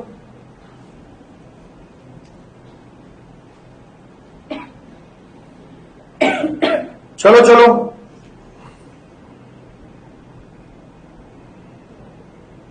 हंसी मजाक कम करो, पढ़ाई के ऊपर ज्यादा ध्यान दो। चलो, ए का क्या राइट है? पैसा। ए का राइट है पैसा, पैसा लेना ए का राइट है। ए की क्या ड्यूटी है? वॉच देना। ए की क्या ड्यूटी है? वॉच देना। ध्यान देना।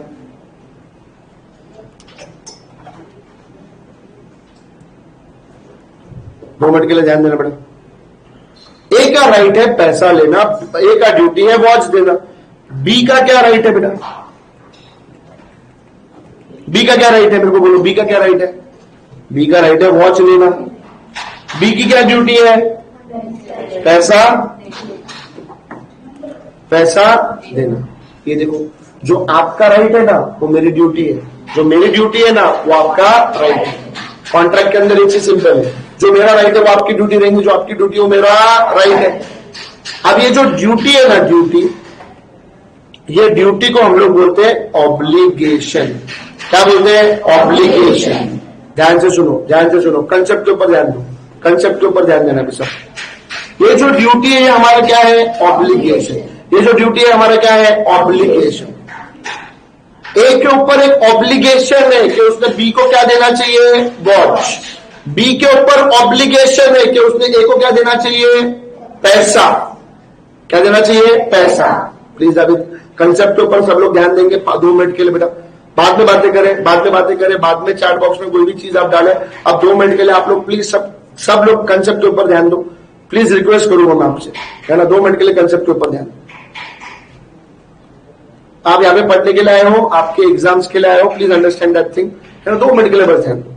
इस चीज को हम क्या बोलते हैं बेटा, ऑब्लिगेशन। इस चीज को हम क्या बोलते हैं, ऑब्लिगेशन। मेरी क्या ऑब्लिगेशन है, आपकी क्या ऑब्लिगेशन है, उसको बोलते हैं ड्यूटी। ड्यूटी को क्या बोलते हैं, ऑब्लिगेशन।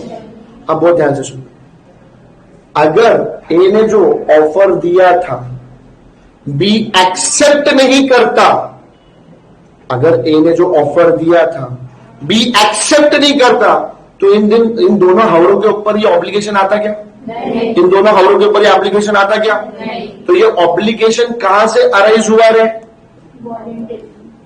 ये कहां से अराइज हुआ, कॉन्ट्रैक्ट से, अग्रीमेंट से। ये जो ड्यूटी है अराइज क्यों हुई, कि तुमने क्या बनाया, कॉन्ट्रैक्ट बनाया अग्रीमेंट में। Again I am repeating, concept के ऊपर ध्यान देंगे, कंसेप्ट दिमाग में जाएगा। 2 मिनट दूसरा कुछ सोचो मत, सिर्फ कंसेप्ट के ऊपर ध्यान दो। ए ने ड्यूटी ली है कि वो वॉच देगा, बी ने ड्यूटी दी कि वो पैसा देगा। अगर ए ने बी को ऑफर ही नहीं दिया रहता तो ये ऑब्लिगेशन आता क्या, नहीं। अगर बी ने ए का ऑफर एक्सेप्ट ही नहीं किया रहता तो ये ऑब्लिगेशन आता क्या, नहीं। तो ये ऑब्लिगेशन कब बना, जब दोनों के बीच में क्या बना, संबंध, अग्रीमेंट। क्या बना, अग्रीमेंट। क्या बना, अग्रीमेंट। ये ऑब्लिगेशन कहां से आया, कॉन्ट्रैक्ट से आया। कहां से आया, कॉन्ट्रैक्ट से। क्या बोले अभी 2 मिनट के लिए, अग्रीमेंट से। कहां से आया, कॉन्ट्रैक्ट से, या भी आप बोले अग्रीमेंट से। ध्यान देना, वेरी सिंपल, वेरी इंपॉर्टेंट। अभी अपन कंसेप्ट पे जा रहे हैं। ए के ऊपर ड्यूटी आई क्योंकि बी ने उसका ऑफर एक्सेप्ट किया, उनके बीच में एक अग्रीमेंट बना, कॉन्ट्रैक्ट बना, तब जाके उनके ऊपर क्या, ये ड्यूटी, लीगल बेडी, लीगल ऑब्लिगेशन परफॉर्म करना पड़ेगा। अगर परफॉर्म नहीं करेंगे तो आगे क्या लगेगा उनको, बाबू। अगर या ए ने ऑफर नहीं दिया रहता या बी ने एक्सेप्ट नहीं किया जाता तो ये ड्यूटी आती क्या, नहीं। तो इस अभी आगे केस पे जाते हैं अपन, आगे केस में हम सबको ट्रैफिक रूल्स फॉलो करने पड़ते हैं क्या, ये हमारी ड्यूटी है क्या, ट्रैफिक रूल्स हमने फॉलो करना चाहिए, हमारी ड्यूटी है क्या, हाँ। ये हमारे लिए ऑब्लिगेशन हो गया क्या, हाँ। ये हमारा लीगल ऑब्लिगेशन है क्या, हाँ। अगर हम लोगों ने ट्रैफिक के रूल्स फॉलो नहीं करे तो लॉ का बम्बू लगेगा क्या, हाँ। लॉ का बम्बू लगेगा क्या, हाँ। अब ध्यान से सुनो, क्या ये ऑब्लिगेशन जो आपके और मेरे ऊपर है ये कॉन्ट्रैक्ट की वजह से हुआ क्या, नहीं। कॉन्ट्रैक्ट की वजह से हुआ क्या, कानून के लोग आए, बोले बाबा ट्रैफिक के रूल्स फॉलो करने पड़ेंगे। क्या करने पड़ेंगे, ट्रैफिक के रूल्स, और ये हम सबकी जवाबदारी है, सबकी हमारी ड्यूटी है। दूसरा एग्जाम्पल, मास्क कोविड की वजह से गवर्नमेंट ने क्या करा हुआ है, मैंडेटरी। गवर्नमेंट ने क्या करा है इसको, मैंडेटरी। बोले जो भी हमारे लोग हैं अगर ये घर के बाहर निकलते तो इनको क्या पहनना चाहिए, मास्क। ये कानून बनाया गया, हमको बोला गया कि क्या है, मैंडेटरी। तो ये सब हमारे मास्क पहनना हम सबकी क्या हो गई बाबा, ड्यूटी। ये ड्यूटी हमारे लिए क्या हो गया, ऑब्लिगेशन। कौन सा ऑब्लिगेशन है ये, लीगल ऑब्लिगेशन। कौन सा ऑब्लिगेशन है ये, लीगल ऑब्लिगेशन। अगर हमने हमारी ड्यूटी परफॉर्म नहीं करी, आप बिना मास्क के रोड पे निकले और पुलिस वाले ने आपको पकड़ लिया, तो क्या आपको लॉ का बम्बू लगेगा, क्या आपको फाइन देना पड़ेगा, आपने, ये आपके ऊपर ड्यूटी है, मतलब इसका मतलब आपकी जवाबदारी है, हाँ। ये ऑब्लिगेशन कॉन्ट्रैक्ट से अराइज हुआ क्या, ये ऑब्लिगेशन कॉन्ट्रैक्ट से अराइज हुआ क्या, नहीं। क्या ये ऑब्लिगेशन कॉन्ट्रैक्ट से अराइज हुआ, नहीं। इसका मतलब ध्यान से सुनो, एक बहुत इंपॉर्टेंट सवाल है, क्या Indian contract act is the whole law of obligation? ये बहुत इंपॉर्टेंट सा सवाल आता है, क्या Indian contract act is the whole law of obligation? Answer is no. देखिए ऑब्लिगेशन जो है क्या सिर्फ इंडियन कॉन्ट्रैक्ट एक्ट से अरेंज होते क्या, नहीं। हमको ट्रैफिक के रूल्स फॉलो करने हैं, हमको मास्क पहनना है, अगर हमने इनकम कमाई तो हमको इनकम टैक्स पे करना है, अगर हम बिजनेस कर रहे हैं तो हमको जीएसटी पे करना है, परचेज सेल कर रहे हैं, सर्विसेज दे रहे हैं तो हमको जीएसटी पे करना है। ये सारे ऑब्लिगेशन है हमारे ऊपर। क्या ये ऑब्लिगेशन इंडियन कॉन्ट्रैक्ट एक्ट के वजह से आए क्या, नहीं। तो Indian contract act is not the whole law of obligation. Indian contract act is not the whole law of obligation. ध्यान से देखो, यहां पे ऑब्लिगेशन में अराइज फ्रॉम डिफरेंट सोर्सेज, अलग अलग सोर्सेज से आता है. Income tax, GST, traffic rules. बराबर है क्या? बराबर है क्या? The law of contract deals only with such legal obligation which arises from agreement. जो अग्रीमेंट से हमारे ऊपर ऑब्लिगेशन आता है ना, हम उसी ऑब्लिगेशन के बारे में क्या कर रहे हैं? बात कर रहे हैं. Obligation which are not contractual in nature are outside the provision of law of contract. जो कॉन्ट्रैक्चुअल नेचर का ऑब्लिगेशन नहीं है. इनकम टैक्स का कॉन्ट्रैक्चुअल नेचर का ऑब्लिगेशन है? नहीं. जीएसटी का कॉन्ट्रैक्चुअल नेचर का ऑब्लिगेशन है? नहीं. जीएसटी का कॉन्ट्रैक्चुअल नेचर का ऑब्लिगेशन है? नहीं. तो जो कॉन्ट्रैक्चुअल नेचर का ऑब्लिगेशन होते हैं बेटा, सिर्फ वही obligation Indian contract act cover करता है. इंडियन कॉन्ट्रैक्ट एक्ट इस दुनिया, मतलब हमारे ऊपर जितने भी ऑब्लिगेशन है, क्या सारे ऑब्लिगेशन कवर करता है? नहीं. तो Indian contract act is not the whole law of obligation. Indian contract act is not the whole law of obligation. यहाँ पे एग्जाम्पल दिया हमने, obligation to observe traffic rules, obligation to follow the order of the court. ये सारे चीजें are outside the ambit of contract. ध्यान से सुनो, अभी कंसेप्ट खत्म नहीं हुआ, ध्यान से सुनो.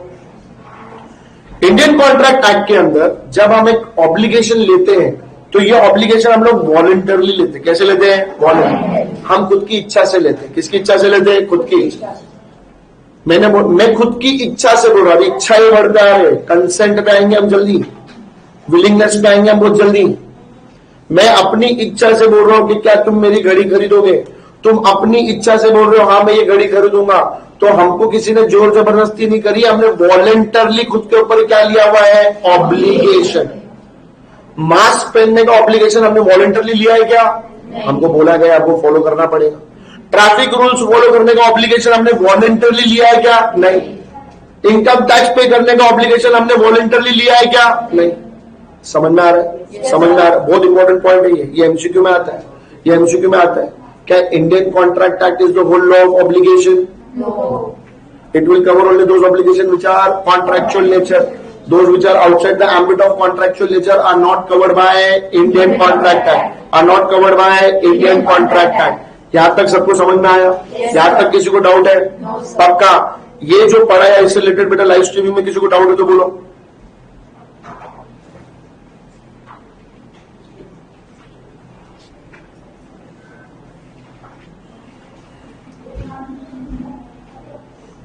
जल्दी बोलो.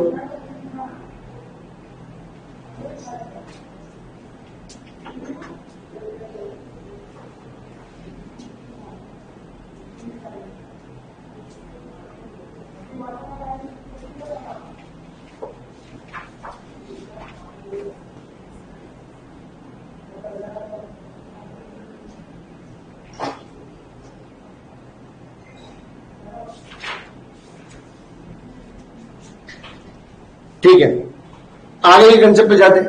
कंसेप्ट इंपॉर्टेंट है, कंसेप्ट के ऊपर ध्यान दो.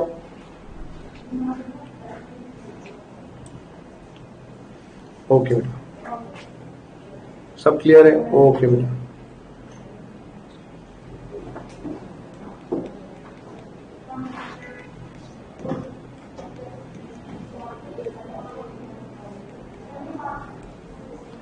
Enforceable by law. Enforceable by law इसको अपन अपनी भाषा में क्या बोलते हैं? अपने अंडरस्टैंडिंग के लिए क्या बोलते हैं अपन इसको? लॉ का बंबू. इसको क्या बोलते हैं हम? लॉ का बंबू. ध्यान देना.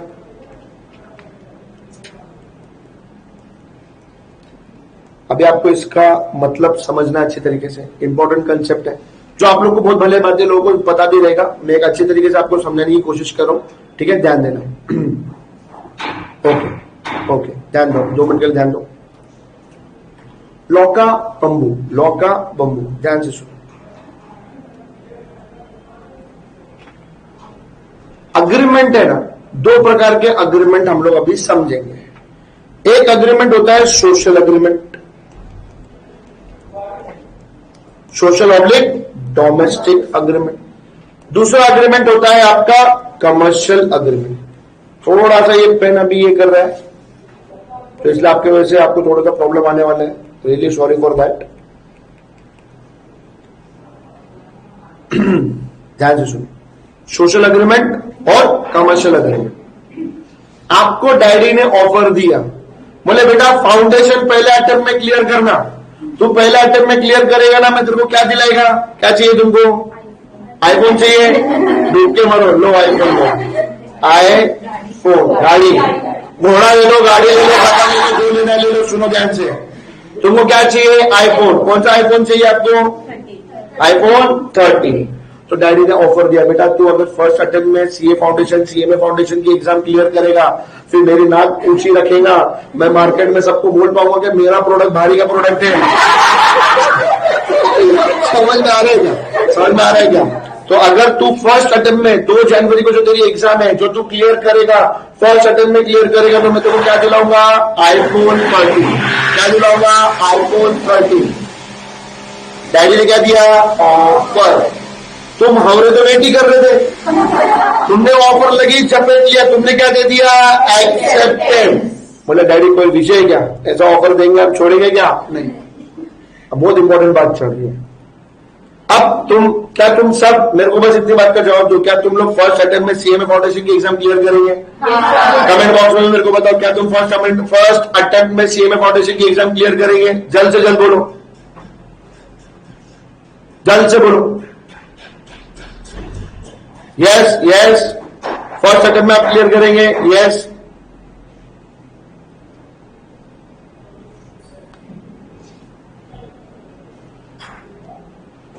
यस सर, हम फर्स्ट अटेम्प्ट में हमारी एग्जाम क्लियर करेंगे। Very very very good, proud of you all. Yes sir, 350 plus, very good, 100% sir, very very very good बच्चा, first attempt clear sir, very good very good. अब ध्यान से सुनो, तुम बेचारे लोगों ने फर्स्ट अटेम्प्ट में एग्जाम क्लियर कर दी, तुमने तुम्हारा वादा, तुम्हारी ड्यूटी क्या थी, एग्जाम क्लियर करना, तुमने तुम्हारा वादा निभा दिया, तुमने तुम्हारा वादा निभा दिया। तुम पापा के पास गए, पापा आईफोन 13, पापा ने बस हंस के बाद टाल दी। ऐसे पापा ने बात टाल दी, तुम रात भर सो नहीं पाए, बोले यार पापे के तापे भाई। अगले दिन तुमने पापा को कन्फ्रंट किया, बोले पापा ध्यान से सुनो, पापा आपने मेरे को वादा किया था, क्या वादा किया था आपने, ये आईफोन दूंगा, ये आपकी ड्यूटी है, ये आपकी ड्यूटी है। मैंने मेरी ड्यूटी पूरी कर दी, मैंने क्या वादा किया था, एग्जाम क्लियर करना। पापा जो वादा किया वो, पापा जो वादा किया वो, बहुत इंपॉर्टेंट पॉइंट पर अपन जा रहे हैं। पापा ने दे दिया तुमको धोखा, मतलब जिंदगी में तुमको धोखा कितने लोगों से मिल रहा है, तुम अपनी पर्सनल जिंदगी में देखो, यहाँ पे तुमको धोखा मिल गया अपने सगे बाप से, पापा ने आपको दे दिया क्या, धोखा, पापा ने दे दिया आपको धोखा। अब क्या आप अपने पापा के ऊपर एनफोर्सेबल बाय लॉ करने वाले हो क्या? नहीं। करके देखो, सालों बाहर निकल जाओगे, पापा के साथ पंगा लेने का नहीं। Understand, very important, very very very important. क्या आपका इंटेंशन उस अग्रीमेंट को एनफोर्सेबल बाय लॉ करने का था क्या? नहीं। क्या आपका इंटेंशन, मैं एक बहुत इंपॉर्टेंट वर्ड यूज कर रहा हूं, इंटेंशन, क्या वर्ड यूज कर रहा हूं, इंटेंशन। क्या आपका इंटेंशन उस अग्रीमेंट को एनफोर्सेबल बाय लॉ करने का था क्या? क्यों नहीं था सर? सर घर की बात है सर, घर में ऐसे सोशल एंड डोमेस्टिक अग्रीमेंट बनते रहते सर, ऐसे घर में सोशल एंड डोमेस्टिक अग्रीमेंट बनते रहते। Yes yes, I remember, you remember बेटा। ओके, ध्यान दो, ओके 2 मिनट का ध्यान दो सर। घर में ऐसे सोशल एंड डोमेस्टिक एग्रीमेंट बनते सर, उधर इंटेंशन नहीं होता सर कि हम केस फाइल कर दें। आप सोचो ना, मम्मी ने आपको ऑफर दिया, घर की साफ सफाई कर, मैं तुमको 500 रुपए दूंगी। आपने बोला मम्मी पहले एडवांस दो क्योंकि हमको आप पे भरोसा नहीं है। बराबर बोला, गलत बोला? कितने लोगों को अपनी मम्मी के ऊपर भरोसा नहीं है ये मामले में? सालों मम्मी के ऊपर, मालूम मम्मी को कुछ बोला तो मम्मी के ऊपर ये मामले में भरोसा कितने लोगों को नहीं है? कितने लोगों को नहीं है? बहुत सारे लोगों को भरोसा नहीं है। ठीक है, ध्यान से सुनिए।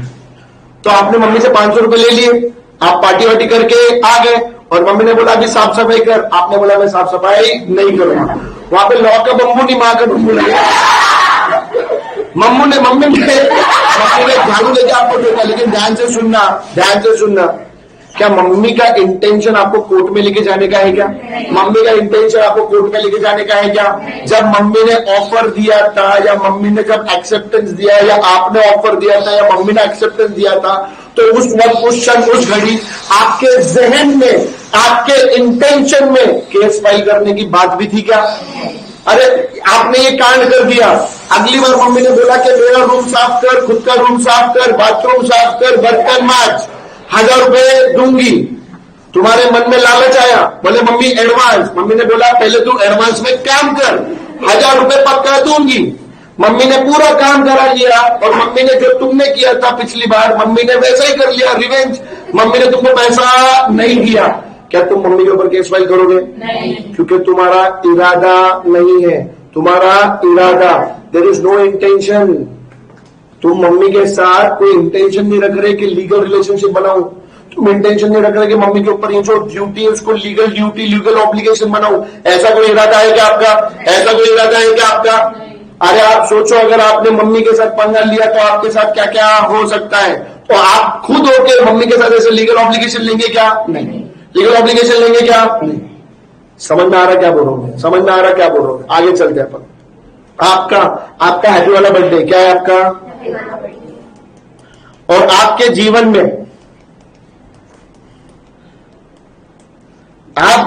में आप जिस प्रकार के व्यक्ति हो, आप फ्रेंड जोन वाले व्यक्ति हो। कौन से जोन वाले व्यक्ति हो? Friend zone. जिनको समझ में आया ठीक है, जिसको नहीं समझ में आया बेटा वैसे भी जीवन में कुछ नहीं हो रहा है, इसलिए तो ये जोन में ध्यान से सुनो। आप कौन से जोन में हो? Friend zone. कौन से जोन में हो? Friend zone. ध्यान से सुनो, एग्जाम्पल सुनेंगे, मस्ती के साथ साथ पढ़ना भी वो भी याद रखो। तो आपके जीवन में कोई तो भी व्यक्ति होगा या व्यक्ति होगी, है ना? मेरे को तो ड्राइंग आती नहीं, तो आप ऐसे ही बना देंगे। आपने इस व्यक्ति को ऑफर दिया, अरे ये बहुत खूबसूरत है, अच्छी नजरों से देखो,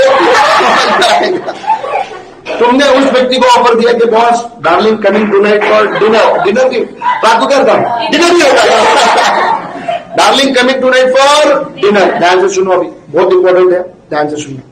इंटेंशन वाले कंसेप्ट अपने को आना है, इंटेंशन वाले कंसेप्ट आना है। अब वो लड़की ने आपसे पीछा छुड़ाने के लिए यस बोल दिया, आपने ऑफर दिया था, उसने क्या दे दिया? यस का एक्सेप्टेंस। आपने रात को 9:30 बजे, आपने 1 साल हो गए थे, 1-1 रुपया करके आपने पैसा जो बचाया था, 1-1, 200, 5-5 रुपए घर से यहाँ वहां से ढाप ढूंढ के आपने तो पैसा बचाया था, वो पैसा लेके आपने उसके लिए भारी के होटल में क्या बुक करते हो खाने के लिए? टेबल बुक किया, कैंडल लाइट डिनर। कौन सा लाइट डिनर? ऐसा कैंडल लाइट में कैंडल भी रहता है, लाइट भी रहता है। तो आपने कैंडल लाइट डिनर बुक किया। क्या किया? Candle light. कैंडल लाइट क्या बुक किया आपने? डिनर बुक किया, कैंडल लाइट डिनर बुक किया। 9:30 को आप पहुंच गए, आप लड़की का वेट कर रहे, 9:45 हो गया, लड़की आई नहीं। आपने लड़की को फोन लगाया, लड़की ने आपका फोन कट कर दिया, आपको लगा ड्राइव करते होंगे इसलिए कट कर दिया। 10 बज गए, वो आई नहीं, आप उसका फोन वापस से फोन ट्राई कर रहे, तो आपको उधर से आंटी बोल रही है the number you are trying to reach is not reachable. फिर आपको समझ में नहीं आ रहा। और जैसे हम हिंदुस्तानी हैं, उम्मीद पे दुनिया कायम है। 10:50, 10:30, 11, 11:30, आखिर में वेटर ने बोला साहब अभी तो जाओ, आपको भी जाना है। लड़की ने अपना वादा निभाया क्या? लड़की ने वादा निभाया क्या? लड़की ने वादा नहीं निभाया। लड़की ने आपको क्या दिया? धोखा। क्या आप तुम उसको लॉ का पकड़ दे सकते क्या? नहीं, क्योंकि तुम्हारा इरादा नहीं था। यहाँ पे इंपॉर्टेंट क्या है ना बेटा? इंपॉर्टेंट क्या है? इंटेंशन, बहुत इंपॉर्टेंट। एनफोर्सेबल बाय लॉ के लिए आपको एक बहुत इंपॉर्टेंट चीज जो अपन ने यहाँ पे स्टार्टिंग में देखी है, जो आपको समझनी है, intention of. Sir how do we know that the agreement is enforceable by law? उसके लिए आपको क्या देखने का है? इंटेंशन। क्या देखने का आपको? इंटेंशन। अब ध्यान से सुनना, लॉ मेकर ने क्या किया? लॉ मेकर ने क्या किया? अब ध्यान से समझने की कोशिश करना। एक तो ये चल नहीं रहा ना बराबर,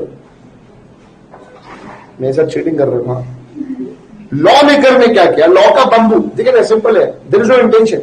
आप मम्मी के साथ का कॉन्ट्रैक्ट की बात करें, पापा के साथ के कॉन्ट्रैक्ट की बात करें, जिसको आप कॉन्ट्रैक्ट बोलते हो, आप तो कॉन्ट्रैक्ट नहीं है। क्या वो कॉन्ट्रैक्ट है? नहीं, क्योंकि उसके अंदर क्या नहीं है? एनफोर्सेबल बाय लॉ नहीं, इसके अंदर क्या नहीं है? एनफोर्सेबल। तो लॉ मेकर ने खुद ने प्रिज्यूम किया है, लॉ मेकर ने खुद ने क्या किया है? प्रिज्यूम कि जितने भी सोशल और डोमेस्टिक अग्रीमेंट होते हैं ना, they are not enforceable. Law का ये प्रिजम्पशन है। लॉ का क्या है? ये प्रिजम्पशन। जस्ट गिव मी, मैं लिखा लॉ का क्या है? ये प्रिजम्पशन। लॉ ने पहले से अज्यूम करके रखा है। लॉ मेकर को मालूम है, घरों में बात होती रहती, घरों में ऑफर दिया जाता है, घरों में एक्सेप्टेंस दिया जाता है। सोशल एंड डोमेस्टिक लाइफ में बहुत बार बहुत प्रकार के ऑफर दिए जाते हैं कि खाने पे आएंगे, पिक्चर जाएंगे, गोवा जाएंगे, लेकिन वहां पे इंटेंशन नहीं होता है कि वादा नहीं निभाया तो केस फाइल करेंगे। इंटेंशन होता है क्या? नहीं। इसे लॉ मेकर ने पहले से बोला जितने भी सोशल एंड डोमेस्टिक एग्रीमेंट है ना, दे आर नॉट एनफोर्सिएबल। लेकिन जितने भी कमर्शियल है ना, कमर्शियल, उधर लॉ ने क्या प्रिज्यूम किया? They are enforceable. जो भी कमर्शियल एग्रीमेंट्स रहेंगे, जो भी क्या है? कमर्शियल एग्रीमेंट्स, वो आप क्या कर सकते हो? Enforceable bye law. वो आप क्या कर सकते हो? एनफोर्सिएबल। मेरे मन में एक सवाल आया, सर इसका मतलब हम कभी भी जिंदगी में सोशल एंड डोमेस्टिक एग्रीमेंट को एनफोर्सिबल बाय लॉ नहीं कर सकते क्या? मेरे को कमेंट बॉक्स में बताओ, क्या इसका मतलब हम जिंदगी में कभी सोशल एंड डोमेस्टिक एग्रीमेंट को एनफोर्सिबल बाय लॉ नहीं कर सकते क्या? सर मेरे को बताओ।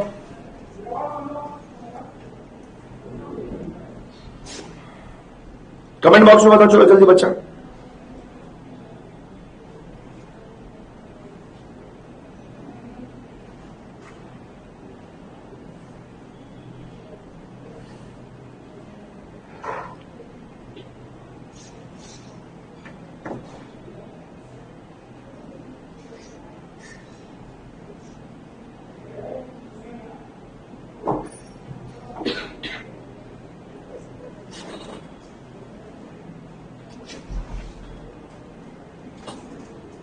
ठीक है, मैक्सिमम लोगों ने बोला सर नहीं, कुछ बच्चों ने बोला, एक दो बच्चों ने बोला डिपेंड अपॉन द सर्कमस्टेंसेस। ध्यान से सुनना मेरे मुन्ना, ध्यान से सुनना क्या बोल रहा हूं। लॉ का प्रिजम्पशन है, लॉ का प्रिजम्पशन है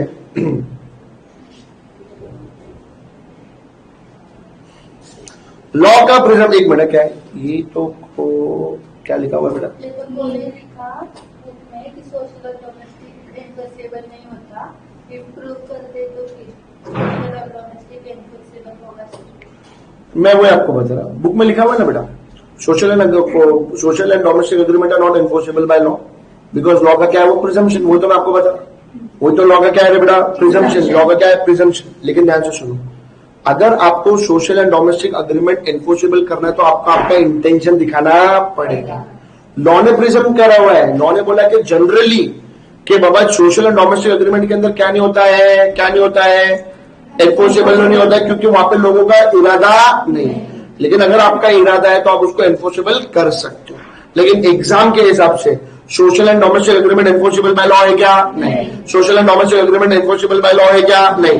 लेकिन commercial agreement enforceable by law है क्या? हाँ। Commercial agreement enforceable by law है क्या? हाँ। ध्यान से सुनो, कंसेप्ट दो तीन है।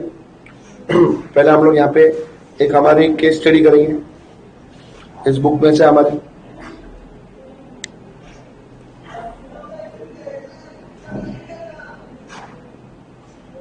ये देखो, ये अरबाज खान और मलिका अरोड़ा का हमने ऐसे ही इमेज किया हुआ है। केस का नाम है बाल्फोर वर्सेस बाल्फोर। क्या हुआ? हस्बैंड, मतलब example, Arbaaz Khan out of India काम करता था। किधर काम करता था? Out of India. और जो मुन्नी है, मतलब यहाँ पे हमारे एग्जाम्पल के अंदर जो मलाइका अरोड़ा खान है वो इंडिया में रहती थी। तो हस्बैंड ने वाइफ को वादा किया कि हर महीने में देखो 3 लाख रुपए दूंगा। कितने रुपए दूंगा? 3 लाख।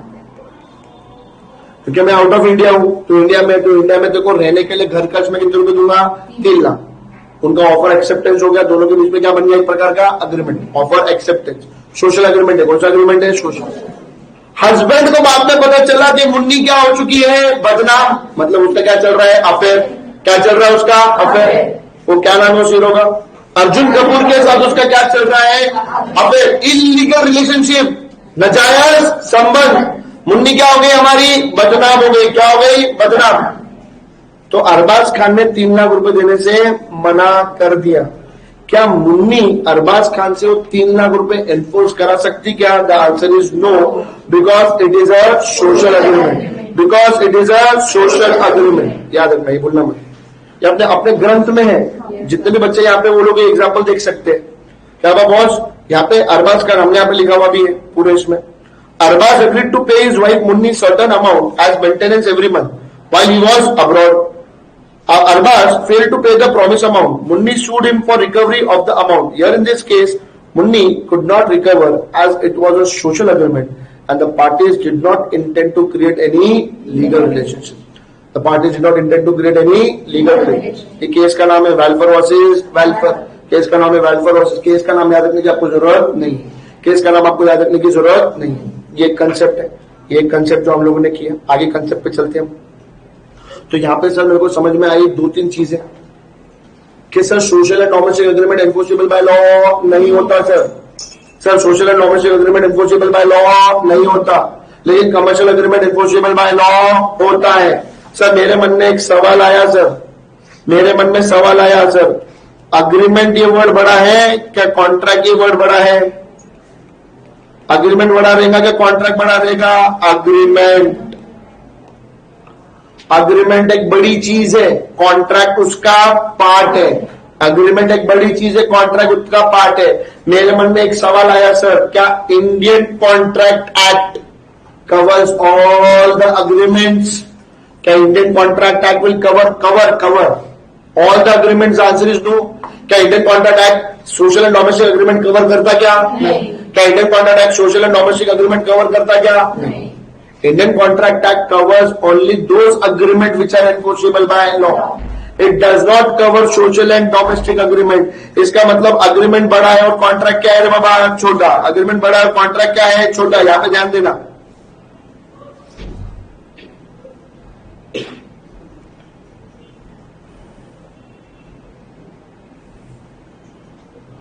सवाल देखो, the law of contract is not the whole law of agreement. True or false? True. क्या law of contract is the whole law of agreement? नहीं। It covers only those agreement which are enforceable by law. It covers only those agreement which are enforceable.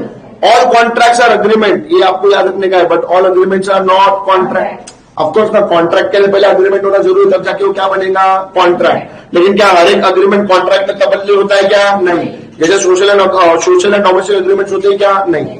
Agreement is a genus of which contract is a species. MCQ में आता है। Agreement is a genus of which contract is a species. Agreement is a wider term. Agreement relating to social matter, to go to movie together, to visit a hotel, do not create legal relationship. Hence, therefore, they are not contract.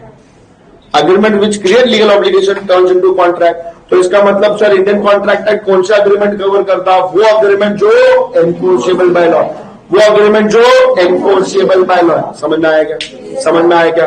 तो एक अभी अपना base अपना तैयार हुआ है, अभी आपको इस बेस के ऊपर ध्यान देना। थोड़ी चीजें पेंडिंग है, कंसेंसस एडिडम, 2-3 चीजें और है जो अभी जैसे जैसे अपन आगे जाएंगे वहां पे अपन इसके बारे में चर्चा करेंगे। सबसे पहले इंडियन कॉन्ट्रैक्ट एक्ट कब से आया? 1 सितंबर 1872। कॉन्ट्रैक्ट का डेफिनेशन सेक्शन क्या है? 2H, agreement enforceable by law. Agreement का 2E, every promise and every set of promise forming consideration for each other is agreement. उसके बाद क्या था अपना? Promise. Proposal when accepted becomes a promise to be. अब मेरे मन में सवाल आया, क्या Indian contract act covers all the obligations? No. जो कॉन्ट्रैक्चुअल नेचर के रहते हैं वो वही ऑब्लिगेशन कवर करता है, जो कॉन्ट्रैक्चुअल नेचर के नहीं रहते उसको कवर करता क्या? Income tax, GST, traffic rules, उसको कवर करता क्या? नहीं। फिर इंडियन कॉन्ट्रैक्ट एक्ट हमको जस्ट इन रन देता है कि जस्ट इन पर्सन देता है? Just in person. फिर सर मेरे को एनफोर्सेबल का मतलब समझ जाता है। एनफोर्सेबल का मतलब होता है दोनों पार्टी की जो ड्यूटी है वो लीगल ड्यूटी है, दोनों के बीच में लीगल रिलेशनशिप है। अगर एक आदमी ने अपना वादा पूरा नहीं निभाया तो उसको क्या लगेगा? लॉ का भंग। इसके लिए अपन चेक करते पार्टीज का इंटेंशन। इसके लिए अपन क्या चेक करते? पार्टीज का इंटेंशन। तो लॉ मेकर ने पहले ही बोल दिया जितने भी सोशल एंड डोमेस्टिक एग्रीमेंट है ना, they are not enforceable by law, क्योंकि उसके अंदर हमारा कोई इंटेंशन नहीं है कि हम उसके ऊपर क्या करें? केस फाइल करें। लेकिन कमर्शियल ट्रांजैक्शन के अंदर क्या रहेगा बेटा? Enforceable by law. Commercial transaction क्या रहेंगे? Enforceable by law. याद रहेगा? पक्का याद रहेगा? किसी को इसके अंदर डाउट है क्या? पक्का 100%। लाइव स्ट्रीमिंग में किसी को डाउट है तो बोलो फटाफट। मतलब यूट्यूब की फैमिली में किसी को डाउट है तो बोलो फटाफट।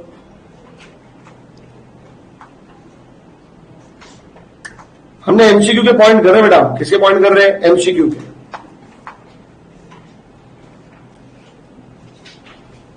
जल्दी बोलो।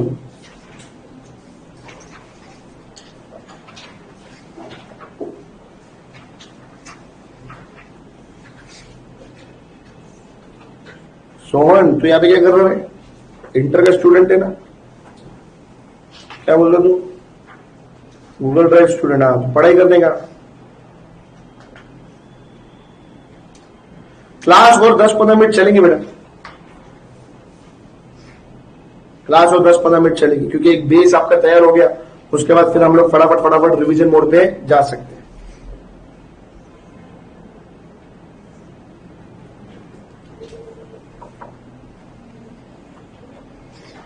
चलिए ध्यान से सुनिए, अब आ जाते हैं हम लोग कुछ इंपॉर्टेंट पॉइंट पे। हम लोग आ रहे हैं एसेंशियल एलिमेंट। क्या बोल रहा हूं मैं? Essential element. कॉन्ट्रैक्ट को वैलिड, कॉन्ट्रैक्ट के लिए कौन सी चीजें अनिवार्य है, कौन सी चीजें क्या है? अनिवार्य, एसेंशियल है, इंपॉर्टेंट है। कौन सी चीजें अनिवार्य है, इंपॉर्टेंट है, वो उसके बारे में बात करेंगे। सबसे पहले कॉन्ट्रैक्ट के लिए क्या होना चाहिए बेटा? अग्रीमेंट होना चाहिए। क्या होना चाहिए? अग्रीमेंट। तो अग्रीमेंट के लिए क्या होना चाहिए? Offer and acceptance. Proper offer, proper acceptance. उसके लिए कितनी पार्टी चाहिए? 2। क्या होने चाहिए? 2। और ये पार्टी का आपस में क्या क्रिएट होने का इंटेंशन होना चाहिए? Legal relationship. ये है ना, बराबर है ना? अगर मेरा इंटेंशन लीगल रिलेशनशिप का नहीं है तो फिर क्या हुआ? कॉन्ट्रैक्ट बनेगा क्या? आपका क्या होना चाहिए? Intention to create legal relationship. Intention to create legal relationship, ये बहुत इंपॉर्टेंट है। क्या होना चाहिए? Intention to create legal relationship. ये हम लोग पढ़ने वाले हैं आगे के चैप्टर में। Offer must be certain and unambiguous, acceptance must be absolute and unqualified. ये ऑफर एंड एक्सेप्टेंस के चैप्टर में पढ़ेंगे। दूसरी बात, क्या इंटेंशन होना चाहिए? हमारा इंटेंशन होना चाहिए टू क्रिएट लीगल रिलेशनशिप। हमारा इंटेंशन होना चाहिए टू, यस बेटा, सेक्शन पूछते एग्जाम में। जो सेक्शंस में आपको मार्क कराऊंगा वो सेक्शंस आपको करने हैं। जो सेक्शंस में आपको मार्क कराऊंगा वो सेक्शंस आपको करने हैं। एग्जाम में सेक्शंस पूछे जाते हैं, ठीक है। There must be an intention to create a legal relationship. इसका मतलब सोशल एंड डोमेस्टिक अग्रीमेंट के ऑफर है क्या रे? नहीं। ऑफर है क्या? नहीं। देखो, X invites Y for dinner, Y accepts the offer, Y fails to attend the dinner, जो अपन ने एग्जाम्पल में लिया था। Can X file a suit on Y? No, because it is a social agreement. Because it is a social agreement. ये दो तो हम ऑलरेडी पढ़ चुके हुए पॉइंट थे। आगे आ गया important point, capacity to contract. Law maker ने कुछ लीगल कैपेसिटी बनाई है। अगर आपके अंदर वो काबिलियत, कैपेबिलिटी होगी तब जाके आप कॉन्ट्रैक्ट में एंटर कर सकते हैं, अदरवाइज आप कॉन्ट्रैक्ट में एंटर कर सकते क्या? नहीं। तो लॉ मेकर ने बोला कि सर कौन केपेबल है कॉन्ट्रैक्ट में एंटर करने के लिए? 3 लोग केपेबल है to enter into contract. Law maker ने बोला 3 लोग केपेबल है टू एंटर इनटू कॉन्ट्रैक्ट। पहला कौन है? मेजर। दूसरा कौन है? Person of sound mind. तीसरा कौन है? Not disqualified by law. ध्यान से सुनो सर, मैं मेजर कब होता हूं? जब आपकी उम्र 18 साल की हो जाती है। 18 साल या उससे ज्यादा का व्यक्ति क्या बोला जाता है बेटा? मेजर। क्या बोला जाता है? मेजर। पहली बात, who is a major? Person whose age is 18 और अबव, उसको क्या बोलते हैं? मेजर। उसको क्या बोलते हैं? मेजर। जो उससे कम उम्र का रहेगा उसको क्या बोलते हैं? माइनॉर। क्या बोलते हैं? माइनॉर। तो क्या एक माइनॉर कॉन्ट्रैक्ट के अंदर एंटर कर सकता है क्या? नहीं, क्योंकि उसको क्या नहीं है? कैपेबिलिटी नहीं है, कैपेसिटी नहीं है। लॉ मेकर ने उसको कॉन्ट्रैक्ट में एंटर करने का राइट ही नहीं दिया। लॉ मेकर बोला कि कौन कौन कॉन्ट्रैक्ट में एंटर करूंगा, मैं जिसको बोलूंगा वो कॉन्ट्रैक्ट में एंटर करेगा, अदरवाइज कोई कॉन्ट्रैक्ट में एंटर करेगा नहीं। कॉन्ट्रैक्ट में एंटर करेगा नहीं। दूसरा, जो भी व्यक्ति कॉन्ट्रैक्ट में एंटर कर रहा है उसका दिमाग की जो संतुलन है वो क्या होना चाहिए? सही। He should be person of sound mind. उसका दिमाग जगह पे होना चाहिए, क्योंकि क्या होता है, आप अपने ऊपर एक ऑब्लिगेशन ले रहे हो। वो ऑब्लिगेशन आपके लिए सही है या गलत है, उसकी सोचने की, समझने की अपने अंदर क्या रहनी चाहिए? क्षमता। कोई इंसान दारू के नशे में है, उसका भी दिमाग चलने वाला है क्या? नहीं। तो क्या वो साउंड माइंड का पर्सन कहलाया जाएगा क्या उस वक्त? कोई इंसान की उम्र 30 साल है और वो दारू के नशे में है, क्या हम उसके साथ कॉन्ट्रैक्ट बना सकते क्या? सर वो मेजर है ना। अरे पर मेजर लेकिन साउंड माइंड का नहीं है ना। Is a person of unsound mind. Is a person of unsound mind. तीसरा, not disqualified from contracting. Law maker ने कुछ कुछ लोगों को कॉन्ट्रैक्ट में एंटर करने से क्लियरली क्या करा हुआ है, डिस्क्वालीफाई। क्या किया हुआ है, डिस्क्वालीफाई। सर डिस्क्वालीफाई किया है, कौन से वो लोग हैं? एक आधा एग्जाम्पल लो। एक एग्जाम्पल है एलियन एनिमी। मेरे को आप कमेंट बॉक्स में बताओ कि हुज एलियन एनिमी। मेरे को आप कमेंट बॉक्स में बताओ कि whose alien enemy.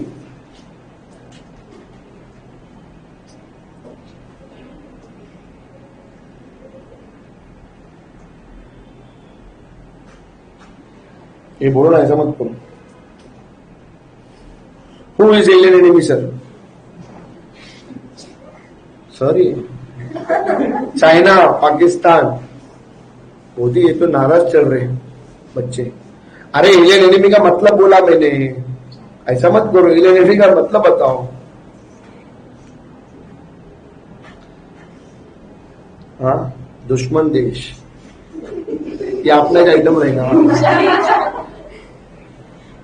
Very good. जिसके साथ इंडिया का वॉर चल रहा है, very good. Countries with which our country is at war, very good. आपके और मेरे दिल में चाइना और पाकिस्तान हमारे लिए दुश्मन है बेटा, लेकिन आज की तारीख में हमारा और उनका देश का डिशुम डिशुम मतलब वॉर नहीं चल रहा। ध्यान से समझो। दूसरे नॉट दुश्मन, दूसरे देश के नागरिक को हम क्या बोलते हैं, एलियन। ऐसे नहीं, दूसरे ग्रह से आता तो जादू नहीं क्या ऐसा वाला तो उसको क्या बोलते हैं, एलियन। वो दूसरे ग्रह से आए।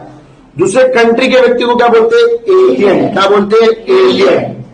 अगर हमारे देश के संबंध उसके देश के साथ अच्छे हैं, मतलब मोदी जी के संबंध, पाकिस्तान का कौन है वो हमारा, वो इमरानी का बुड्ढा इमरान खान, उसके साथ अगर मोदी जी के संबंध, मतलब इंडिया के संबंध पाकिस्तान के साथ वॉर के नहीं है, तो पाकिस्तान का नागरिक क्या कहलाया जाएगा, एलियन फ्रेंड। क्या कहलाया जाएगा, एलियन फ्रेंड। पर समझो हमारा उनके साथ चल रहा है डिशुम डिशुम मतलब वॉर, तो वहां का नागरिक हमारे लिए क्या कहलाया जाएगा, एलियन एनिमी। तो boss, alien enemy is a person who's been disqualified from law. आज हमारा उनके साथ वॉर नहीं है, क्या हम उनके कॉन्ट्रैक्ट में एंटर कर सकते हैं? हाँ, आज हम उनके कॉन्ट्रैक्ट में एंटर कर सकते हैं, लेकिन जब वॉर हो गया तो नहीं। एलियन एनिमी क्या बन जाएगा वो व्यक्ति, एलियन एनिमी। याद रहेगा आपको, याद रहेगा। तो तीन लोग कैपेसिटी टू कॉन्ट्रैक्ट किया था, तीन लोग। एक कौन है, मेजर। दूसरा कौन है, पर्सन ऑफ साउंड माइंड। तीसरा कौन है, not disqualified by law. Not disqualified by law. इसके साथ इंडिया का वॉर चल रहा है और गवर्नमेंट परमिशन नहीं देगा। ओके बेटा, ओके। चलिए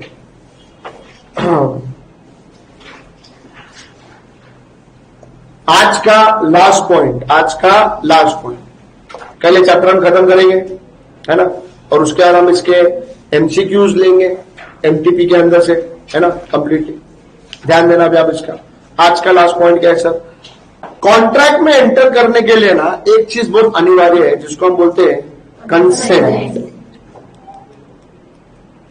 और ये जो कंसेंट है ना, इसको अपन दो भाग में डालते हैं, जिसमें एक को हम बोलते हैं कंसेंसस एंड इडम। दूसरे को हम क्या बोलते हैं, कंसेंट क्या होना चाहिए, फ्री। ये कंसेंट क्या होना चाहिए, फ्री। सर मेरे को कंसेंसस एंड इडम का मतलब बताओ सर। आप मेरे को कमेंट बॉक्स में बताओ कि दो लाइन में, दो शब्द में, what is the meaning of consensus and idem. मैं आपके सामने मेरा एग्जांपल पेश कर रहा हूं।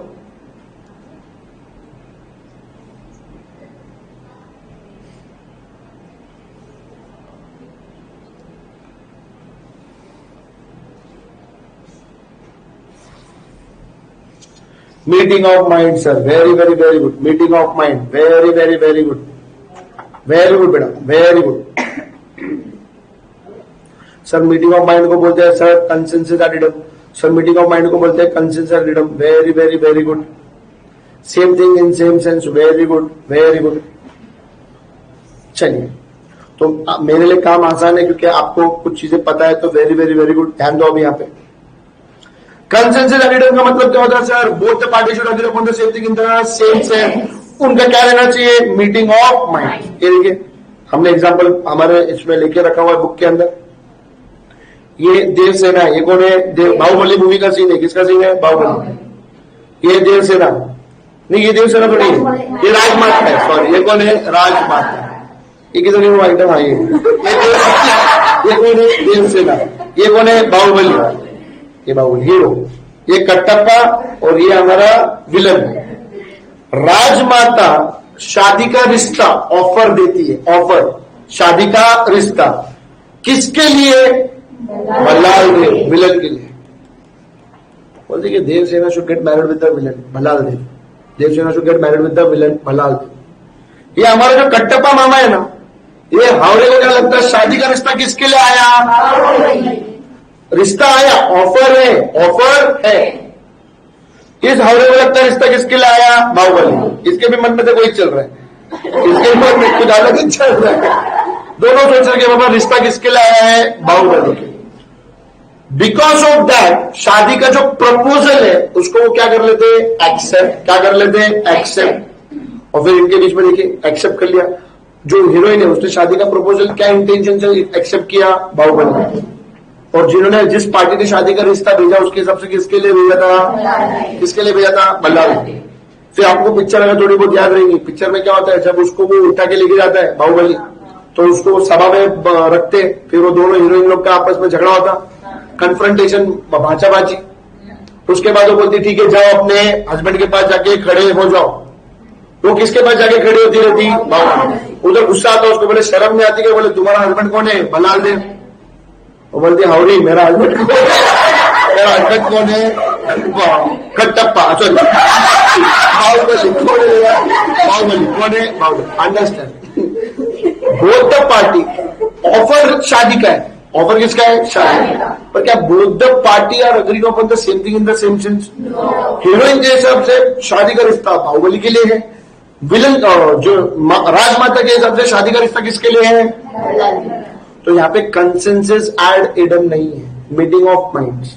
Both the party are not agreeing upon the same thing in the same sense. तो सबसे इंपॉर्टेंट है, सबसे पहले कंसेंट की अगर बात करूं तो क्या होना चाहिए? कंसेंसस एड इडम, मतलब अभी को क्या बोलते हैं? Meeting of mind. अब अगर मीटिंग ऑफ माइंड नहीं है तो वो ऑफर एक्सेप्टेंस वैलिड है क्या? नहीं। वो ऑफर एक्सेप्टेंस वैलिड है क्या? नहीं। वो offer and acceptance is not valid. वो offer and acceptance is not, क्योंकि both the party are not agreeing upon the same thing in the same sense. मेरे पास दो कार है, ब्लैक एंड व्हाइट। मैंने बोला भैया मेरे को कार बेचने की 5 लाख में, मेरे हिसाब से मैं व्हाइट बेच रहा हूँ, आपके हिसाब से आप ब्लैक खरीद रहे। आपने हाँ बोल दिया, क्या मेरे आपको मेरे बीच में कॉन्ट्रैक्ट बना क्या? नहीं। क्यों सर? कंसेंसस एडिडम नहीं है। कंसेंट भले फ्री हो लेकिन कंसेंसस एडिडम नहीं। किसी ने जोर जबरदस्ती नहीं करी, किसी ने जोर जबरदस्ती नहीं करी। बोला कट्टापा के मन में लड्डू फूटा। अरे भगवान, कुछ भी गंदा गंदा बोल रहे तो स्लिप ऑफ टंग हो गया, मैंने रिश्ते नहीं बिगाड़े। वो लोग का क्या चल रहा है तेरे को मालूम भी है? Okay okay okay, understand. सबसे पहले हम कंसेंट की अगर बात करें तो सबसे पहले क्या होना चाहिए? कंसेंसस एडिडम। मतलब अगर हम अग्री कर रहे हैं एक दूसरे के साथ तो we should agree upon the same thing in the same sense. मैं बोल रहा हूं भैया बाहुबली, आप बोल रहे हो कटप्पा, चलेगा क्या? नहीं। Both the party should agree upon the same thing in the same sense. मैं ब्लैक कार देखना चाहता हूँ, आप व्हाइट कार खरीदना चाहते हो, चलेगा क्या? नहीं। भले हमारा कंसेंट फ्री होगा, भले कंसेंट में किसी प्रकार का दबाव नहीं होगा, लेकिन लैक क्या कर रहा है? कंसेंसस एडिडम। तो जब भी मैं कंसेंट की बात करूं, आप पहले फ्री कंसेंट लेंगे क्या पहले कंसेंसस एडिडम के पास जाएंगे? Both the party should agree upon the same thing in the same sense. इसको क्या बोलते हैं? कंसेंसस एडिडम। क्या बोलते हैं? कंसेंसस एडिडम। अब ये जो कंसेंट है ये क्या होना चाहिए? फ्री। देखो, you are agreeing to me, मैंने जो ऑफर दिया you are agreeing to that. तो मेरे इस ऑफर को आपने फ्रीली, मतलब आपने अपनी इच्छा अनुसार एक्सेप्ट करना चाहिए। किसी ने आपके ऊपर दबाव या प्रेशर डालना चाहिए क्या? नहीं। किसी ने आपके ऊपर दबाव या प्रेशर डालना चाहिए क्या? नहीं। You should agree upon it by your own will. किसी के प्रेशर में आके आप कॉन्ट्रैक्ट में एंटर करेंगे तो चलेगा क्या? नहीं। एक मिनट, हाँ, सुदर्शन चक्र यहाँ पे है, एक मिनट ना, ग्रंथ में चैप्टर नंबर 1 में देखेंगे। 1 में भी बना रहेगा इसका एग्जाम्पल डॉन का। हाँ,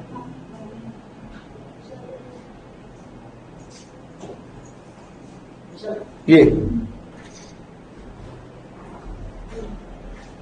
देखिए फ्री कंसेंट का मतलब डॉन मतलब Shahrukh Khan threaten the L Lalit, जिसको पता रहेगा समझेगा, जिसको नहीं समझा कोई प्रॉब्लम नहीं है.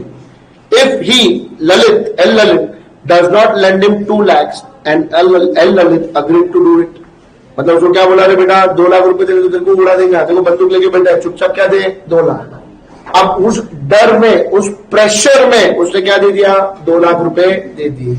क्या यहाँ पे जो हमारे एल ललित है, जो हमारे एल ललित है, अभी इनका मजाक बनाना एक्चुअली थोड़ा सा गलत हो गया because he is no more, but अभी बुक पहले की थी तो really sorry for that. But अभी आप लोग ध्यान दो आप लोग ध्यान दो, यहाँ पे जो एल ललित कॉन्ट्रैक्ट में एंटर किया है डॉन के साथ, क्या उसका कंसेंट फ्री था क्या? क्या उसका कंसेंट इंडिपेंडेंट था क्या किसी के दबाव पे, किसी के प्रेशर पे आके उसने उस कॉन्ट्रैक्ट में एंटर किया? किसी के दबाव में आके. तो वहां पे कंसेंट क्या नहीं है रे बेटा?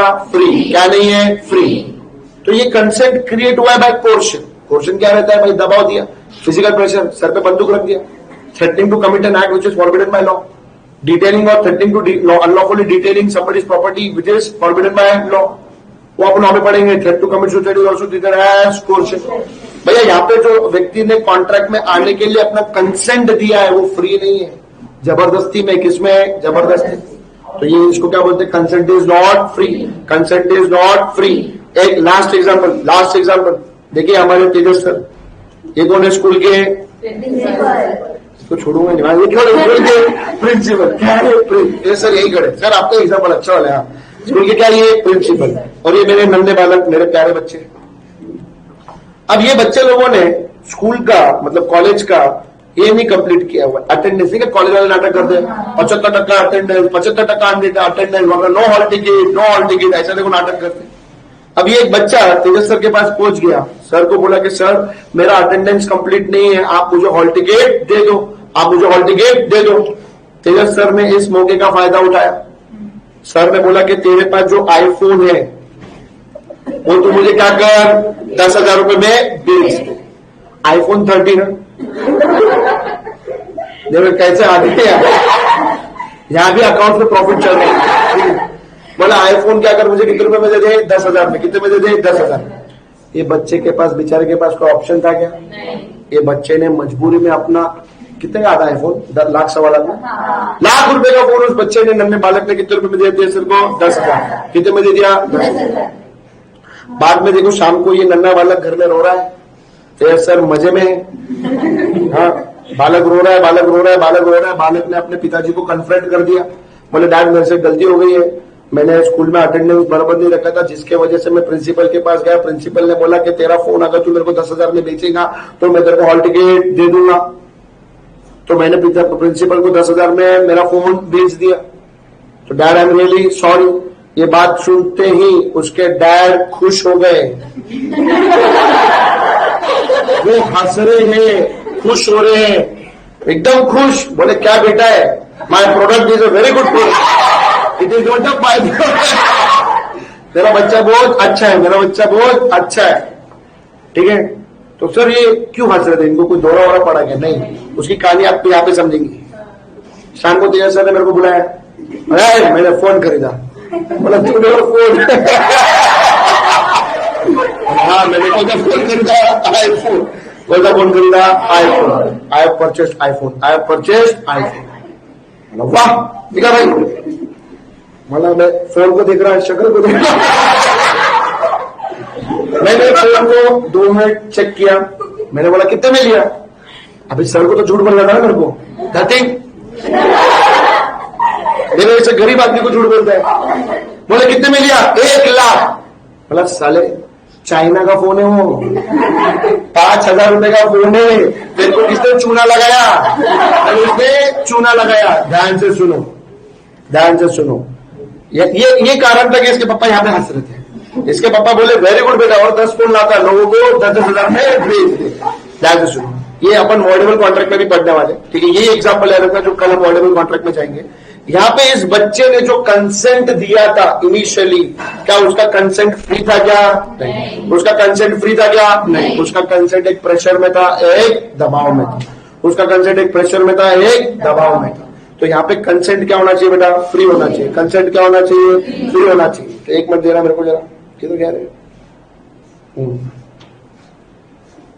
तो बाबा as per section 14 consent is set to be free if it is not caused by coercion, under influence, fraud, इसका चैप्टर मिसरिप्रेजेंटेशन, मिस्टेक। और अगर कंसेंट फ्री नहीं है तो कॉन्ट्रैक्ट वैलिड रहता है क्या? नहीं। बस मेरे को कमेंट बॉक्स में बता के अपन खत्म करेंगे, मेरे को बताओ कि अगर कंसेंट फ्री नहीं रहता है तो कौन से टाइप का कॉन्ट्रैक्ट बनता है? अगर कंसेंट फ्री नहीं होता तो कौन से टाइप का कॉन्ट्रैक्ट बनता है? जल्दी बताओ हमारे लोग। उसको क्या पूछ रही, तेरा बताना, उसको क्यों बोल रही, उसको आता नहीं क्या? चीटर कहेगी। Very good. वॉइडेबल कॉन्ट्रैक्ट, कौन सा कॉन्ट्रैक्ट रहता है? वॉइडेबल। कौन सा कॉन्ट्रैक्ट रहता है? वॉइडेबल। तो बेटा आज हम लोग ने जितना भी पढ़ा, आई होप सो आपको मजा भी आया और आपको याद भी रहेगा। आप बस पढ़ते रहो। कल 10:30 बजे श्रुति मैडम का लेक्चर, 4:30 बजे मेरा अगेन लॉ का लेक्चर, जहां पे कल हम लोग ये चैप्टर खत्म करेंगे, इसके एमटीपी को कवर करेंगे। तो मेरे को आईफोन नहीं मिलेगा? आपको आईफोन मिल गया ना सर? 10,000 में आपने 5,000 वाला आईफोन लिया, इससे बढ़िया और क्या है? सर आगे हमें आईफोन दे दो। सर के लिए आईफोन मेरी तरफ से, सर के लिए आईफोन। ले गया मैं छोटू नीचे से आईफोन, चाइना वाला, चाइना वाला। ये सर बदनाम हो गए बेटा, तेरे को मालूम नहीं हमारी मुन्नी कितनी बदनाम है, तेरे को मालूम नहीं अभी तक। तेरे को मुन्नी और एक तो छोटू मेरी मैडम है जिसके नाम में तुम उड़ते उठते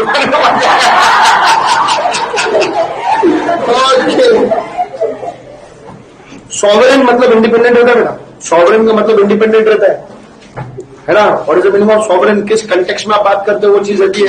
जैसे India is a sovereign state, it is an independent country, we have our own army, we have our own currency, we have our own, ये सब मैंने बेसिक में पढ़ाया है। ये सब स्वाति ठाकुर सॉवरेन किस कंटेक्स्ट में बात करते हैं उसके ऊपर डिपेंड करता है, लेकिन सॉवरेन का नॉर्मल मतलब रहता है independent. India is a sovereign state, it is an independent country. खुद की करेंसी, खुद की आर्मी सब क्या बोलते हैं, नेवी और क्या बोलते हैं, मिलिट्री, जो भी तुम बोलते हैं, एयरफोर्स, सब हमारा खुद का है, खुद की करेंसी, खुद की economy. That's it, see you guys tomorrow, bye bye, take care. पूरा इंडियन कॉन्ट्रैक्ट आपको इंगा रहेगा कल, थोड़ी पूरे का पूरा चंद्रेकर। बेटा आपके सवाल बहुत इंटरेस्टिंग है, लेकिन बेटा देखो मेरे अंदर वो हुनर नहीं है कि जहां पे मैं उसको कल के कल खत्म कर दूं।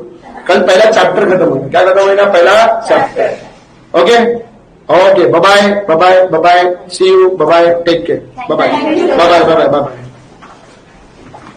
फिर से वही सवाल कर रहा, कल पूरा खत्म होगा। चलो बाय बाय। ये बात बेटा से बंद कर, इसका कर दे अभी क्यों चल रहा है?